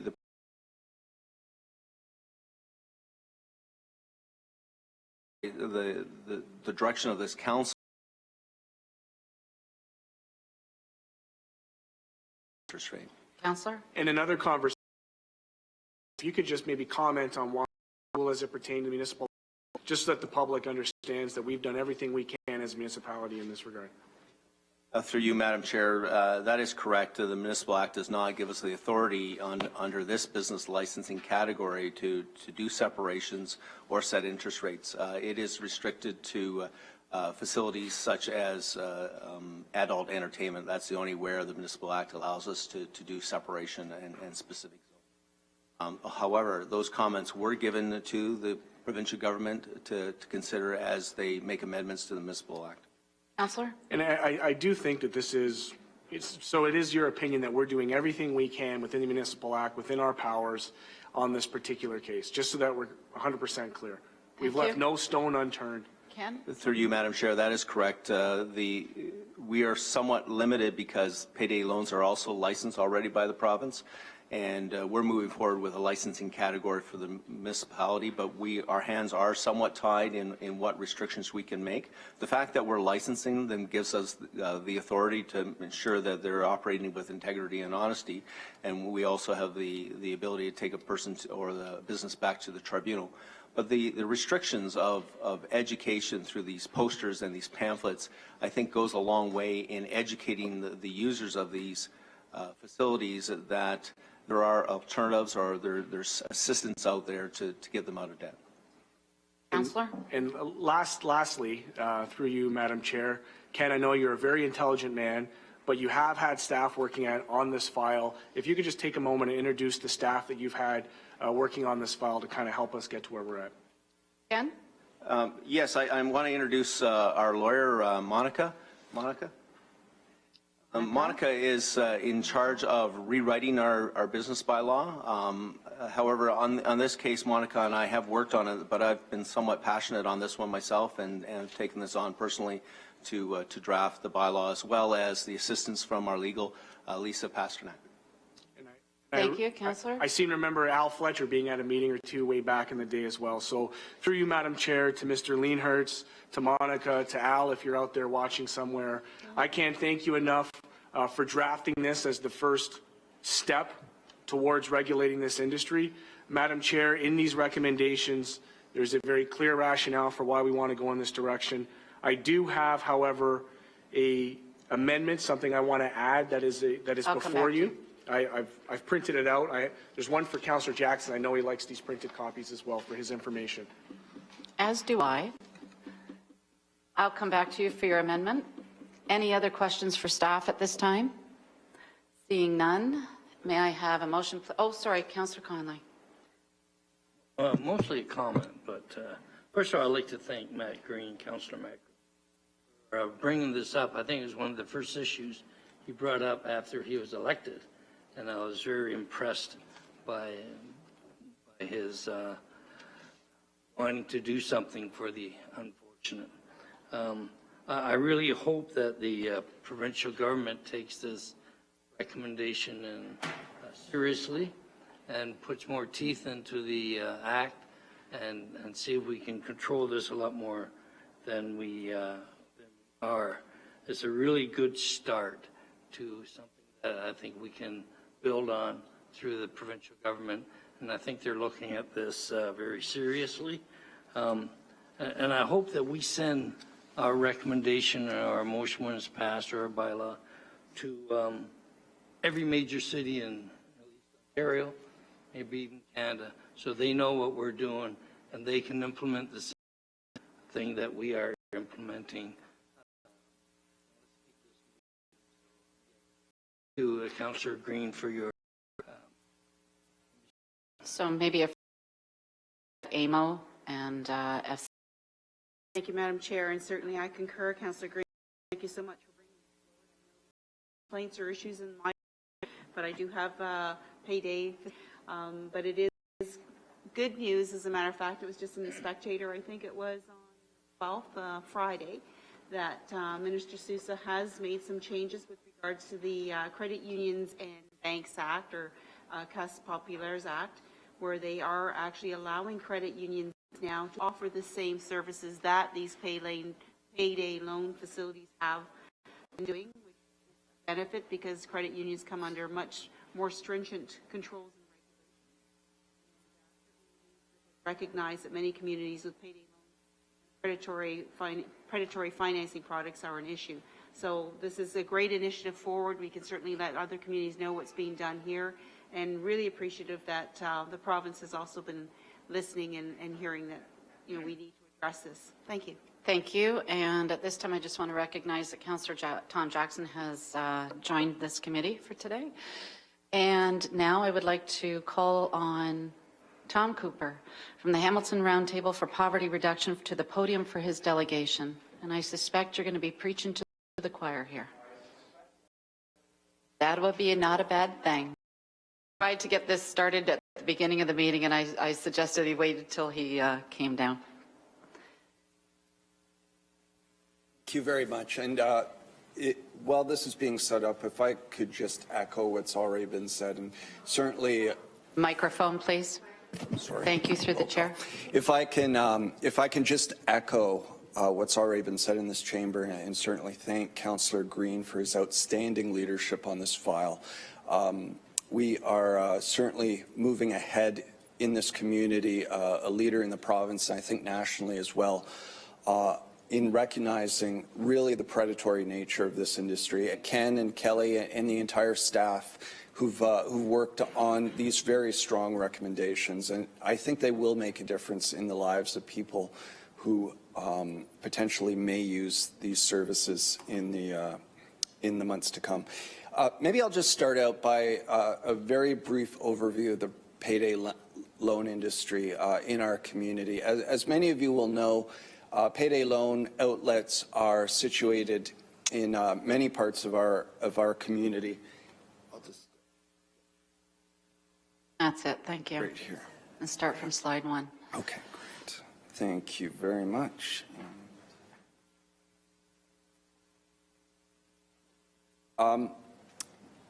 We know they're short-term loans, usually 2 weeks long, and they often don't include credit checks, unlike traditional financial institutions. Outlets are located typically in lower-income neighborhoods or on the fringes of lower-income neighborhoods, and we know here in Hamilton, particularly in the lower city, they have become more and more really institutionalized as we've seen bank branches close up and move out of neighborhoods. And as a result, we've seen these payday loan outlets move in and really what we're calling them is predatory, because that's really what they are.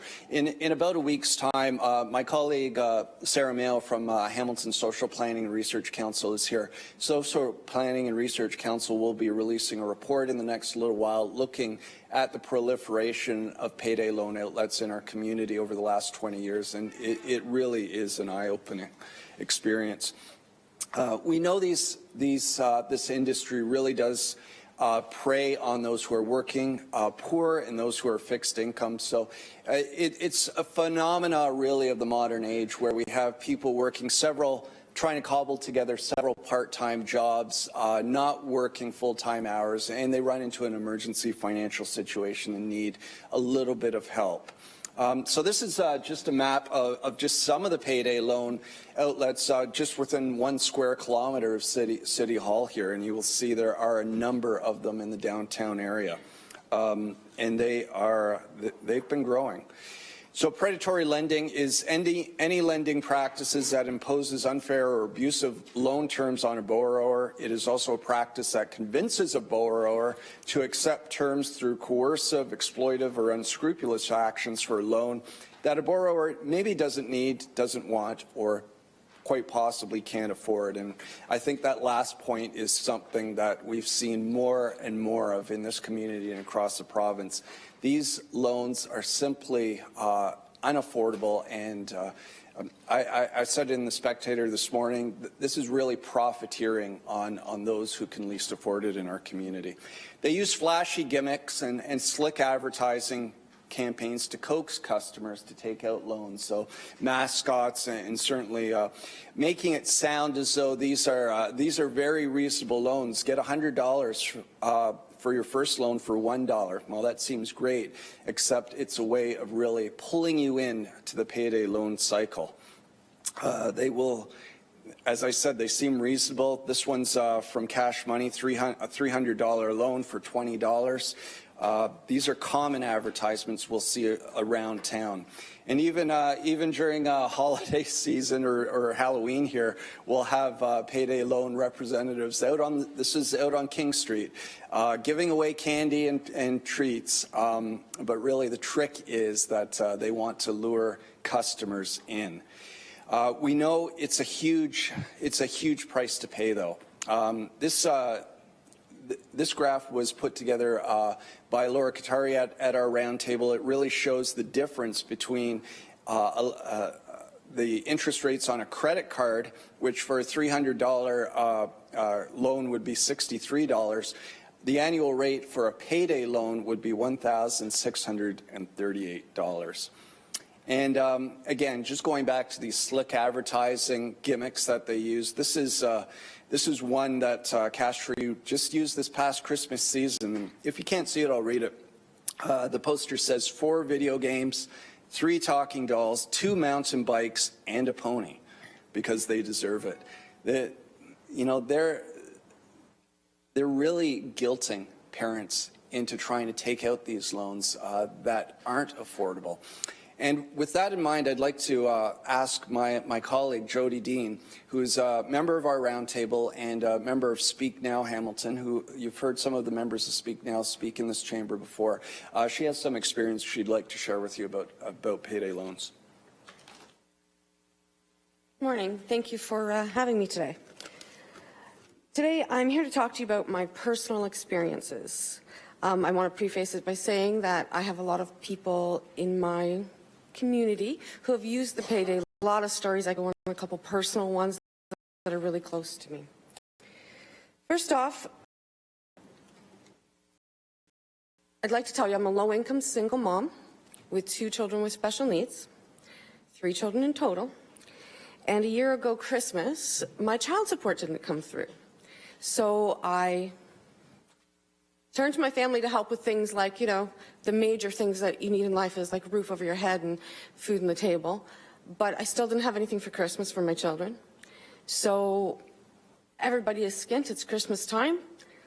I made the choice to get a payday loan. The payday loan was for $300. It wasn't like it was a gigantic amount of money. But I didn't read the small print on the loan. And when the first payment came out, it came out because it was borrowed on my child tax credit. The night before my child tax credit was due, I went to the grocery store, went to use my debit card, and it was declined. When I looked at my account, they take the payment out the night before. They factor in, as I found out later, they factor in a $5 overdraft charge because they know they're going to put you into overdraft. And the money that I thought was there for bread and milk was not. I called them, found out this is how they work, this is what they did. They also took out an interest-only payment, because that's the fine print I didn't read, was that as long as you didn't disagree, it was interest every month. Well, on the $300 loan, the $100 interest was much easier to do. It has taken me a year plus to pay back the loan. I have paid over $1,500 in interest on my $300 loan. That's very, very frustrating. If there was another choice, if I had a way of paying it back without the structure that they were giving me, it would have been much easier, paid off a long time ago, and I would have saved so much money because, you know, I didn't think about, at that time, the $300 becoming $1,800, $1,900 in a year. So that is the one story that I wanted to talk to you about. Now, if I had to do it again, would I have done it? Well, yeah, I have an 8-year-old daughter. She doesn't understand that Santa can't afford gifts. She's 8 years old. So would I do it again? Yes. If there was an alternative to that, absolutely, I would take the alternative. My second story is one that kind of infuriates me even more. My sister was adopted into our family as an infant. She has fetal alcohol syndrome. She has been on ODSP since she was 18. She came to me a few years back, just basically stating that she got herself into some trouble with some payday loans. It wasn't a little bit of trouble, it was a lot of trouble. Because when she couldn't pay back the first payday loan, she went somewhere else to help her. So in the end, she had thousands of dollars accumulated on payday loans. And of course, they didn't offer us anything at that time. So being that she had fetal alcohol syndrome, it wouldn't have mattered what you did. She didn't understand what she was getting into. So I did some research myself, and I contacted some agencies, and I was able to get her in to do a consumer proposal. It took 3 years to pay off her debt, but she paid it off.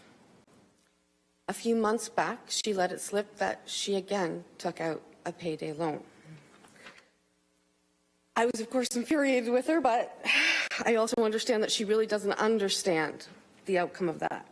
But I just wanted to share with you, her income per month is $1,350. They allowed her to loan $780. Okay?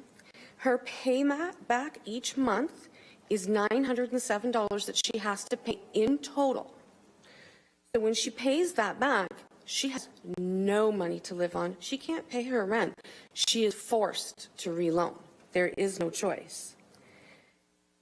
I have, at this point, no idea how we're going to fix that situation for her. We're still looking into it because I'm not sure a consumer proposal will work for that lower amount of income or lower amount of debt. But I'm telling you, it is one thing that I really feel strongly that something needs to be done. They preyed on her. It was easy. Did she need $780? Probably not. Did they say, you're able to get $780? Yes. Did she take it? Yeah. I really hope that my stories give you a little bit of insight. I'm sure you guys, by the sounds of it, are all on board with it anyway.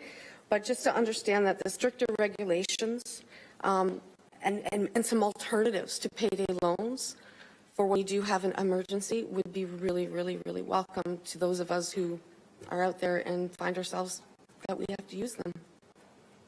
Thank you so much for sharing. And I have a couple of people who would like to ask you a question. Councillor Green and then Councillor Pearson. Thank you so much, Madam Chair, and through you to Ms. Dean, I again want to thank you for the courage that you've had to come before us today, and I'm sure it hasn't been easy. But I do want you to know that you know, we're already working on those alternatives with some of our local financial institutions. Tom's a part of that conversation. We're actively looking at alternatives. But if you could, you know, if you can share with us maybe one, if you could do one thing like today to change this, what would you do? That is a difficult question because overall it would be to stop it completely. But then I know that there are circumstances for emergencies where do you turn? Like I mean, I wish that they weren't able to loan to people who are on such low incomes, fixed incomes like ODSP and OW. But then when they find themselves in a situation that they have nowhere to turn, what do you do? So I guess reality is to put something out there that's geared to these people that can help them on a short term and make it payable back in a way that they can actually move forward in life and not get stuck in the cycle. Thank you, Councillor. Madam Chair, through you to Ms. Dean, so I have a list before me of almost 10 recommendations that are very prescriptive policy recommendations that have taken into account the work that Tom, yourself, and other countless people, Acorn Canada, all the people who are working on this file across the country. I'm going to go ahead and add your recommendation to this in terms of what I heard around ODSP and Ontario Works. It's supposed to be illegal to do that, and they're doing it anyways. And so, so I'd like to add that for you coming down here today. I'd like to add that in here based on that recommendation. So I appreciate that. Just know that the work that you're doing with the roundtable, it's making a difference. And it doesn't happen as fast as we want it to, but it's going to happen. So thank you so much for your courage. Thank you. Here, here. Councillor Pearson. Thank you, Madam Chair, and thank you, Dana, for coming as well, and certainly appreciate this. It's an eye-opener. And I think if more people had come forward in the past, we certainly would have been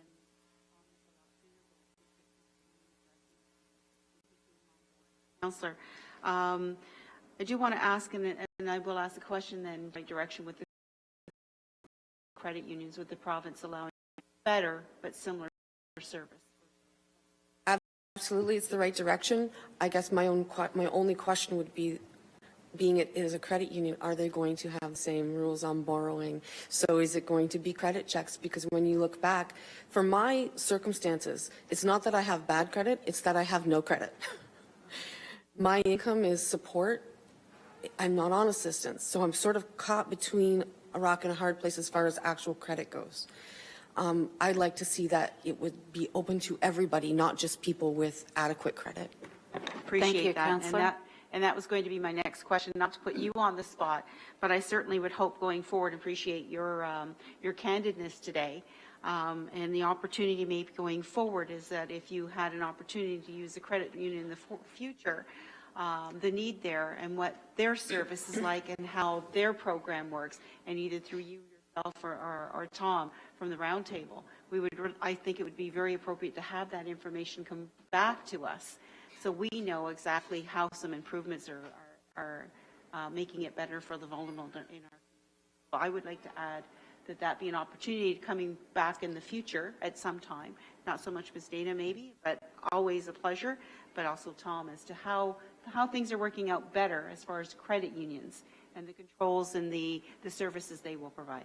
I think Tom would like to respond, please. Yeah, if I may jump in very briefly. In Vancouver, the Van City Credit Union has a program up and running now. It's called Fair and Fast Loan Program, and I believe there probably is a small credit check involved, but certainly the interest rates are much, much lower. They're 10 times lower than what we would see in a traditional payday loan type loan.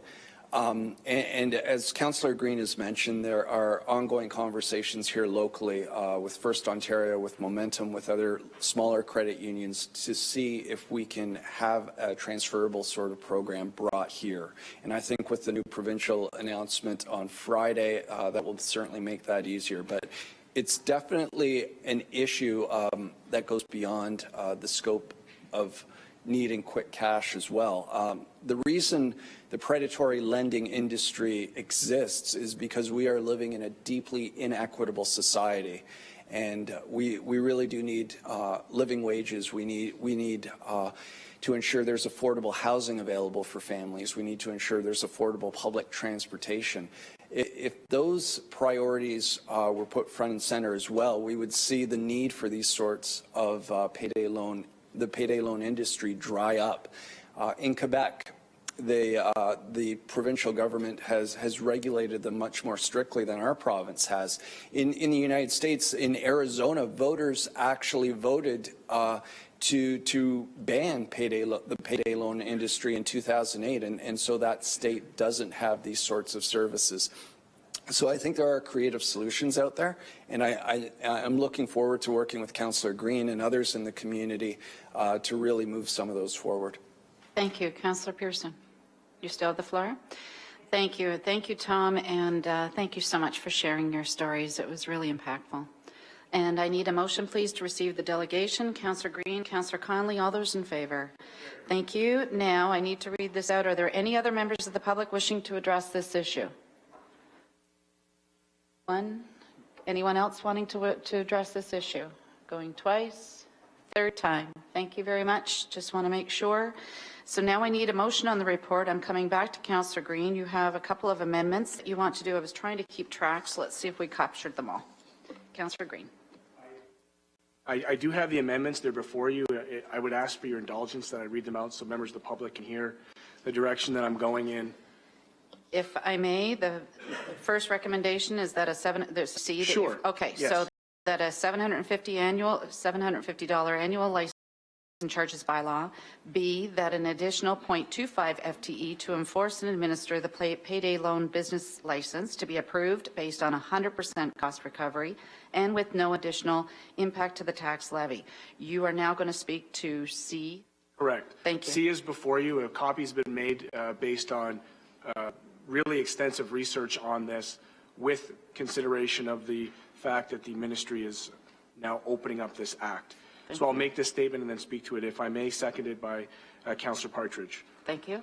That the mayor correspond with the Honourable David Orazietti, Minister of Government and Consumer Services, formally requesting that the province, A, make it a criminal offence to charge more than 30% interest per annum, B, make loan flipping and excessive refinancing illegal and require a signature of the borrower on all changes to the terms of the loan, C, institute interest and financing fee caps, D, institute government-mandated registrations for all loans and require all companies that provide loans and financing in Canada to register with the government, E, to make it easier to report predatory lenders through a formal complaint process, F, to restrict how consumers can use payday loans through a transaction tracking system, G, require payday lenders to take into account the borrower's ability to repay by limiting the amount lent to a portion of their net income, H,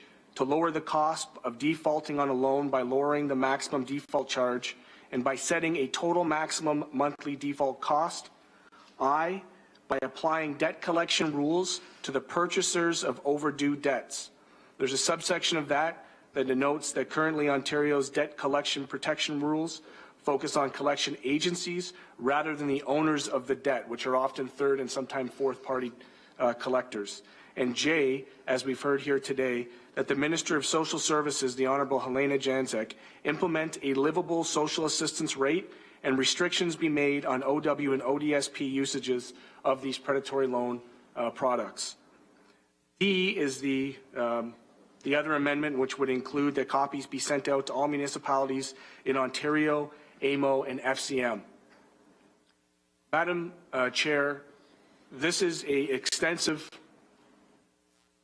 prescriptive recommendation to the province, acknowledging that the Payday Loans Act is open and under the purview of the Minister, the Provincial Minister of Government and Consumer Services.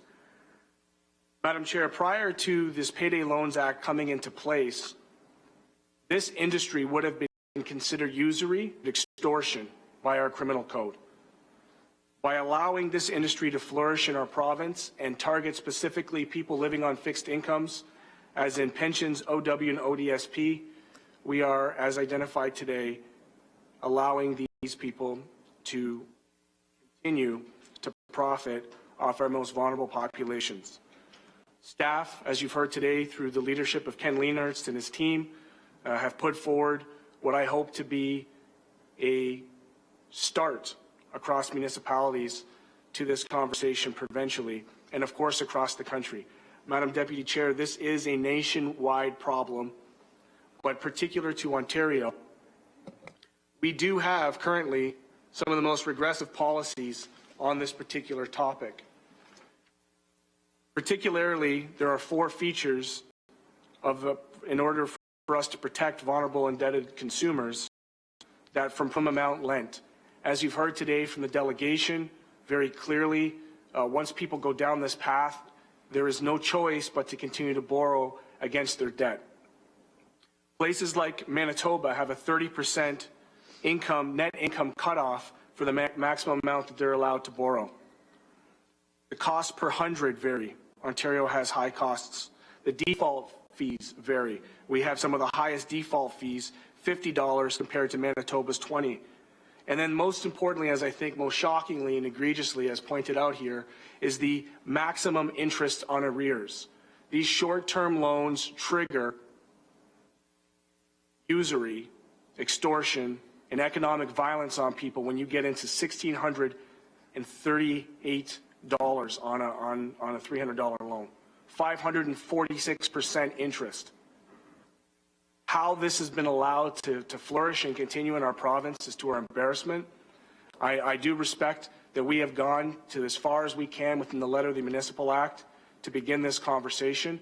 I also acknowledge that this motion is by no means a cure-all, nor is this industry the sole cause of the poverty that's in our province. Rather, it is an effect of the poverty that's in our province, as identified by the legislated poverty of our current social assistance in OW. So, Madam Chair, if I sound pretty passionate about this, it's because I am. I've seen it firsthand. I have had family who have dealt with this. We've heard the stories. It is a human experience that people are dealing with here in Hamilton, and so I really appreciate council and appreciate staff for the work that they've done on this. But I respectfully submit that this amendment, this very prescriptive list of policy interventions, as identified by the initial provincial-wide review and the Association of Community Organizations for Reform Now, called ACORN, be considered and set forward. Those are my comments, and I'm certainly happy to hear any around the table. Thank you. Thank you. The motion set before you. Are there any questions or comments? Councillor Partridge. Yes, thank you, Madam Chair, and I'm honored actually to second this motion, this amendment. The only thing I would add, just a friendly amendment, would be to add the large mayor's caucus onto your list, because I think it's really important that we send the message loud and clear from the City of Hamilton to the other large cities in Ontario, just how important this is, that we get a handle on it. And, you know, once again, we're going to be leading the way on this. And I thank Councillor Green for his homework on this, and also for continuing, since I think the day after you were elected, we've had many conversations about this, and to you know, continue pounding the table on it. Ms. Dean, your presentation was very effective, and I want to thank you so much for coming down here, for your bravery, for your courage, And, you really brought it home just how predatory these associations are, and it's just wrong. It gives people false hope, and that doesn't help. False hope that just lasts for a few days or a week before you end up getting into significant trouble. And, I look at Waterdown, all the development going on up there. We don't have a payday loan store opened up as of yet, but I worry about my community. I worry about all areas of this city, and it has to stop. I want to thank the province for bringing the new guidelines out that, is enabling the credit unions to play, hopefully, a role in the solution for this blight on our community. I thank staff very much for your hard work on this. And, when I asked Councillor Green if our legal department had vetted the list that he was putting forward, and he showed me the depth of the homework that he had done on this. And I'm very grateful, sir, for the work that you've done on this, as I believe many in our community are. So those are my comments, Madam Chair, and I'm very, very proud to second this motion. Thank you. Thank you. Just before we go to the vote, Ida, housekeeping, more alphabetical letters. Would it be Roman numerals? So you'll correct that at the right time. Thank you. It was just housekeeping. All those in favor for the motion put before you? Carried. Any opposed? Thank you. So it is carried. Thanks again, everyone, for coming out. So now we are on 8.1. This is the application for the Urban Hamilton Official Plan Amendment for lands located at 71, 75, and 77 Leland Street. Members of the committee, we're now, may I first have a motion to receive the written request from Chris Pidgeon, the agent for the applicant. Councillor Green, Councillor Conley, all those in favor. Just a second. I need a motion to lift item 8.1. The application for the Urban Hamilton Official Plan Amendment for lands located at 71, 75, and Leland Street from the table. So Councillor Green, Councillor Collins, all those in favor? Carried. Thank you. The public meeting for this item was closed on December the 1st, 2015. However, I can call on both Sarah Knoll of the GSP Group, agent for the applicant, to the podium for delegation, and I also believe that this committee has approved for Mrs. Mary Kiss to come down as well. So I can ask. Sarah, go ahead, sorry. You can introduce yourself again and sign in for the record, please. That would be great. Although this is not a public meeting, everyone is restricted to 5 minutes, please. Yes, understood. Sarah Knoll, I'm a registered professional planner for GSP Group. Chris Pidgeon presented in front of you at the public meeting in December.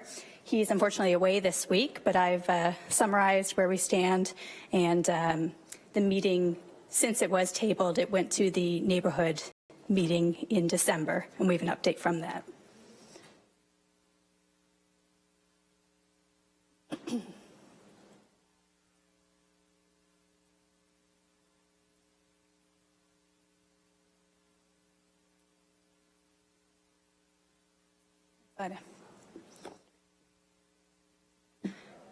So in front of you, you had Chris Pidgeon's letter to committee to respectfully request the Planning Committee defer this application to the March 1st committee meeting to allow the developer to work with Councillor Aidan Johnson's office and meet with the Ainslie Wood Community Association to try to address their concerns.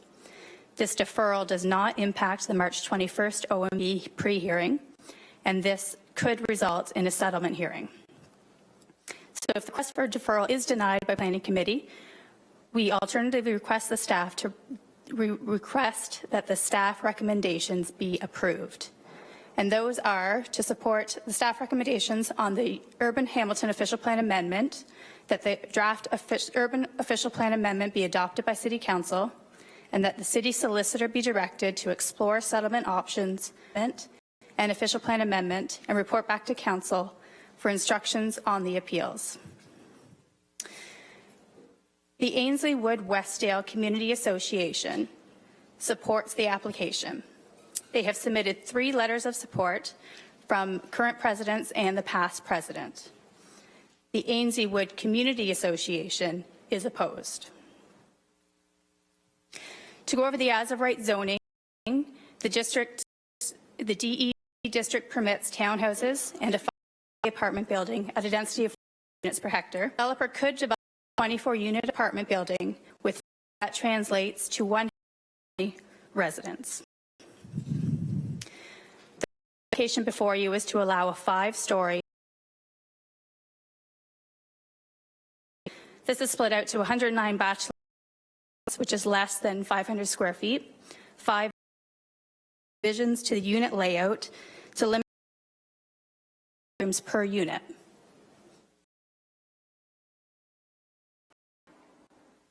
Separating by the Ainsleywood Westdale community parking discussions, and as Councillor Green's comments on the unit per parking analysis, that reflective of the reduction of parking based on the square footage of the unit, and that equates to 50 spaces per unit, which is a McMaster University Transportation Tomorrow survey, which indicates 1 car to 2.9 students, which we are exceeding. And the trend is for 1 car for every 4.4 students equates to 30 spaces that are required, and we're exceeding that as well. The tabling of the December committee meeting allowed for an additional neighbourhood residential meeting in December. The concept was presented to the neighbours. The Ward Avenue residents, which abut the south side of the property on the other side of the rail trail, there was a concern with their impacts for quiet enjoyment of their rear yards. And the developer has since agreed to review fencing, landscaping, lighting, and the design with the residents as part of the site plan process. And a letter has been sent to them to confirm. So in conclusion, the proposed development may not be occupied by students or may transition to young professionals after graduation. The proposed application allows the developer to better manage the apartment building. As of right, 24 5-bedroom apartments will undoubtedly be occupied by students. And the density amendment is supported by parking reduction, calculated using bedroom ratio or unit ratio. Thank you. And my apologies, Sarah, I jumped the gun on that one. So you were I sped up there. You were under 5 minutes. I'm so sorry. Any questions for the GPS group? Seeing none, may I have a motion, please, to receive the presentation? Councillor Green, Councillor Conley, all those in favor? Carried. Thank you. So now I'm going to call on Mary Kiss, please. Thank you.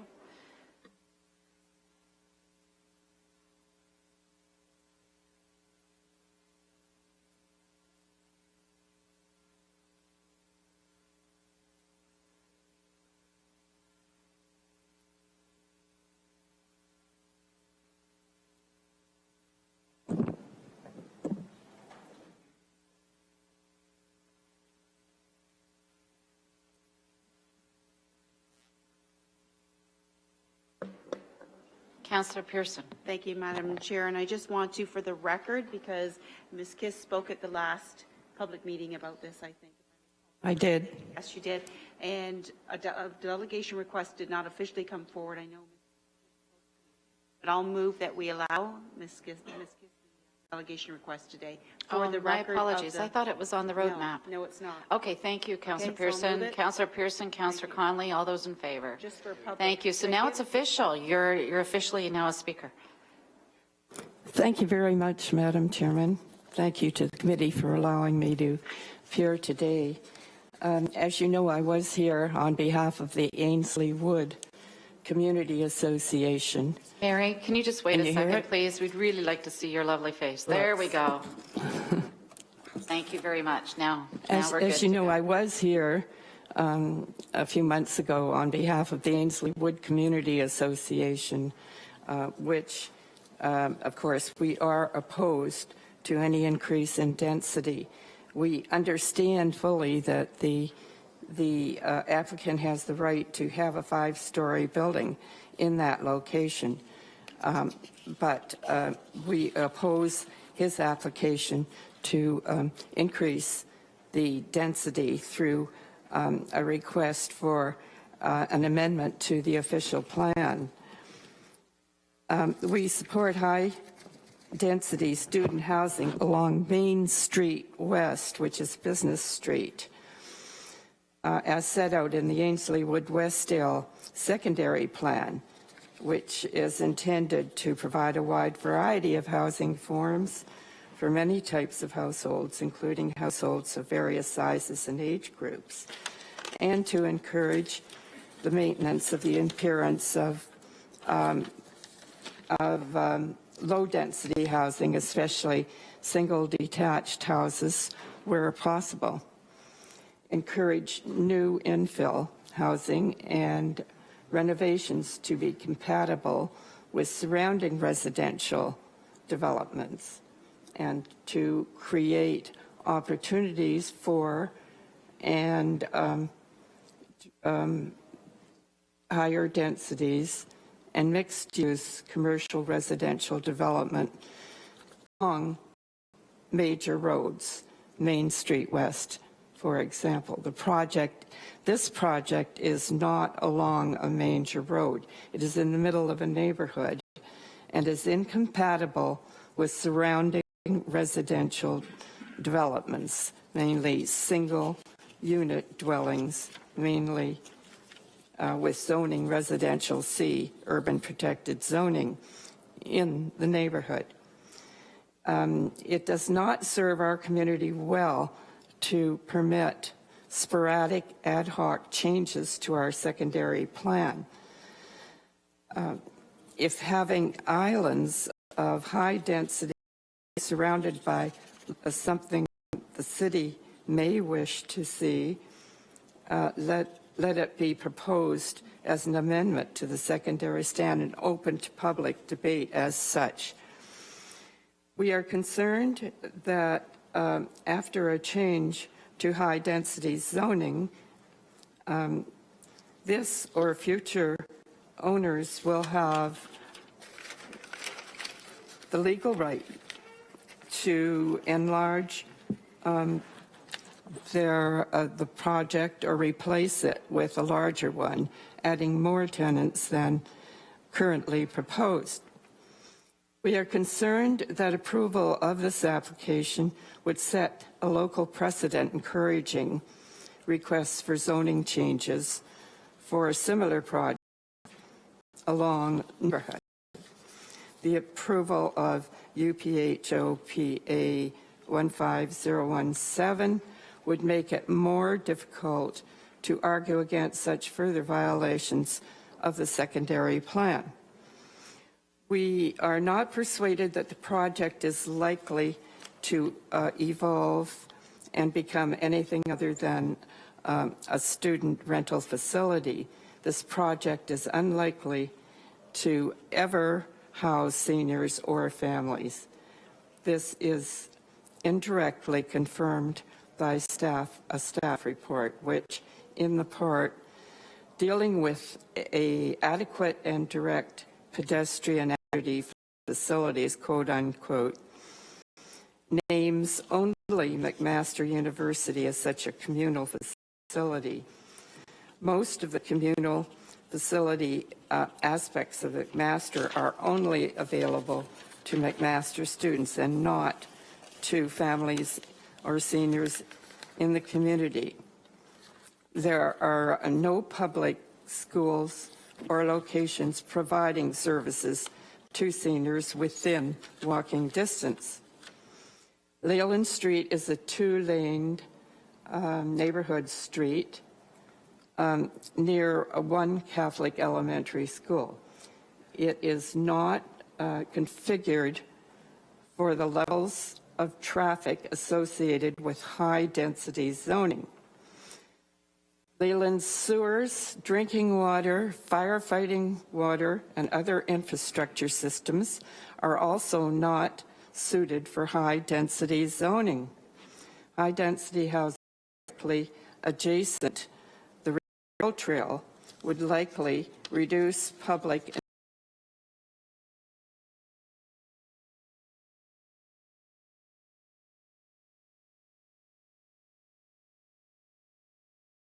people commuting problem. By Mark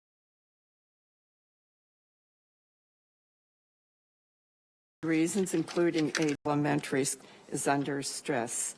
We lack public services.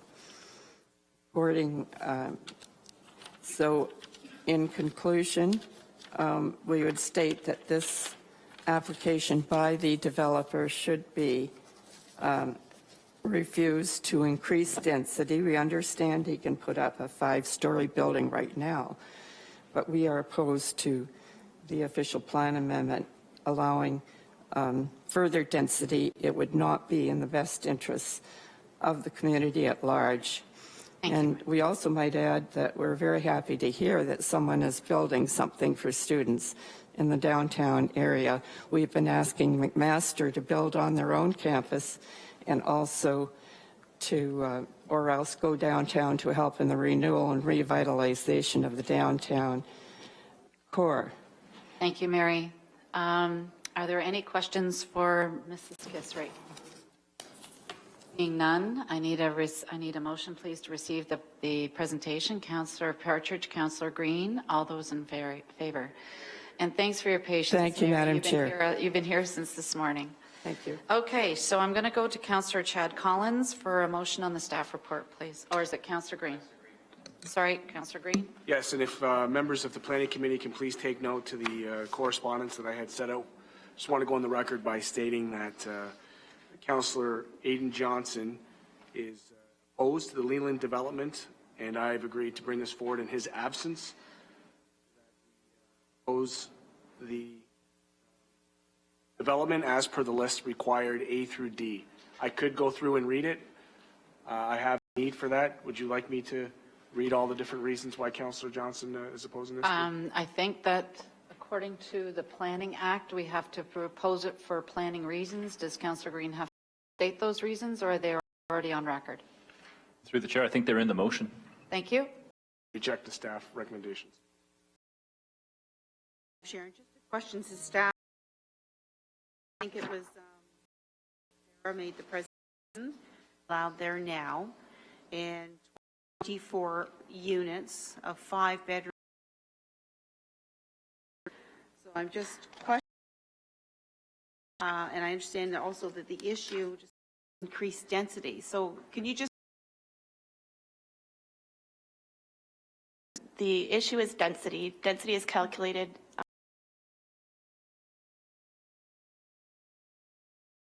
I believe it was 1 units, which would meet the density target. We could split those units up into 5-bedroom units, but small 2-bedroom units. Councillor? Thank you, and I appreciate it, not only for myself to understand, and still. Thank you, Madam Thank Chair. you. Councillor Partridge. Yes, thank you, Madam Chair. And about hiring, retaining an outside planning consultant, but I notice it is in the version which I support. Thank you. Carried. Any opposed? Seeing none. Thank you. We're now on to 8.2, elevators and multi-story residential buildings, PED 16045 citywide. Thank you, but we have a speaker. Please, just a second. Members of the committee, before we hear from Mr. Hawker, John Hawker's already requested a delegation. Are there any questions regarding the report? Yep, Councillor Green. Councillor Jackson is also here. He might have some questions as well. Okay, so my questions are, I know Councillor Jackson had brought this up through the Seniors Advisory Committee. I had a couple of incidents in my ward that prompted me to move this as I did. But my question is, why weren't we able to go a little bit further in terms of recommendations? Because my challenge through you, Madam Chair, to staff is that, and I'm hoping they can comment on it, is that operable versus accessible are very different. What we were finding is that at the end of the month, a lot of these buildings where they'd have one down, for whatever reason, at the end of the month, you'd have an operable elevator, but it wasn't accessible to residents because people are moving in and out every day. And the spirit of the motion was to ensure that residents weren't trapped in the basement for their laundry, around continence issues that were happening, people being stuck in the lobby without access. We went with one.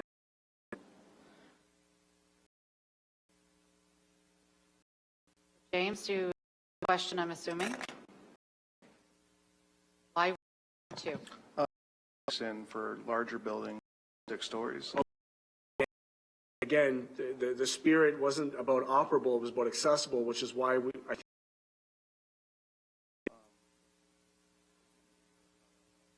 Councillor? Okay, I remember the conversation well because I can remember the story. But what's stopping us then? Made me want to bring this forward. So I'm wondering if at the idea of because there's sometimes the residents feel concern was if, especially on some of the low mid-rise buildings, if we're requiring a second elevator, does that actually make some of new projects some of the mid-rise? So we can certainly go have emergency services also speak to how many times this happens, where we have that new build to do double elevator shafts. So if we're looking at buildings that pre-exist and already have 2 elevators, we can certainly take a look at that. Thank you. Repeat it for me. Your question. Would you mind repeating it for Mr. Buffett? You had a question about what the timeline would be for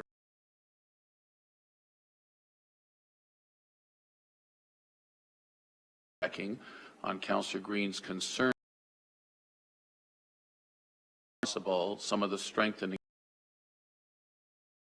So this is fine. You can still ask your question. How? If it's a matter of just adding on to this,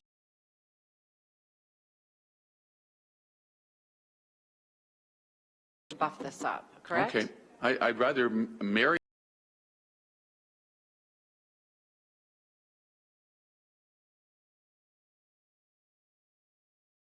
I'm happy to do that, acknowledging the encumbrance to pass it and then open it up again.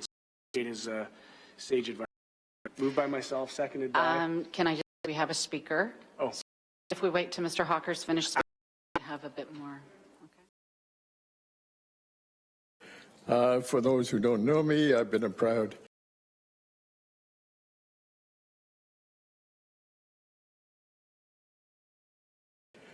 developed that an amendment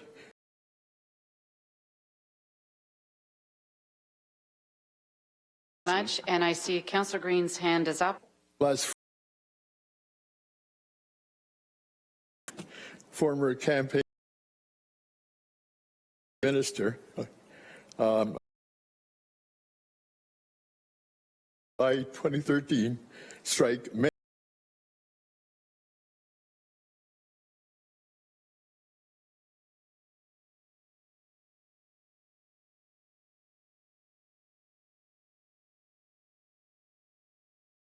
depend on relatives or friends. Hope that they change. Anna and I delivered Meals on Wheels for 6 then. Bluntly couldn't. And we couldn't do it on the timeline given. Visits missed, delayed, and uncertain create risk, anxiety, possibly a need for EMS then, and would create a risk now for already vulnerable residents. Selfishly, I say we're okay.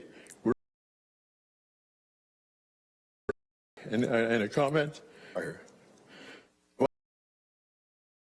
including electricity and 2015 request by placing it under the vital services. And this, not any consideration, really, of vital services or such could not be done. And this amendment to bylaw 10-221 does not state the enforcement your constituents can expect. Enforcement better than 19 days. On side with the general tone, as supported by this report, we obviously by other cities. In 2014, Toronto councillor asked for a feasibility of establishing effect as part of an review of city property standards. This was a motion. It was then deferred. It was put off and expected in 2015. And I found out yesterday that a note I received The review was delayed while staff undertook additional work. As it stands now, the review and amendments, this is Toronto, are expected to be reported back to MLE, or they call it Municipal Licensing and Standards Committee, in the fall of 2016. John, so I've this is the given you a concern. lot of leeway. Can That's you it. just wrap up, please? That's it. Thank you. All I wish to say is I appreciate the deferral. One interesting comment. I went to the elevator safety Ontario people. I emailed them and asking for their comments. I got a note back saying that if they want, if I'm requesting information for them, I have to give them $5 deposit for an answer. Oh, there you go. Anyway, thank you for your time. Thank you, John. I appreciate you coming down to the podium today. I'm going to go to Councillor Green for his motion. Councillor Green. Thank you. And just, do we need to receive him or? Yeah, I'll do that in a minute. Okay. I think we share understand where you're coming from. So you don't have to come back down. I'm just saying thank you, John. Yep. Great work. That we can follow up with staff and have those.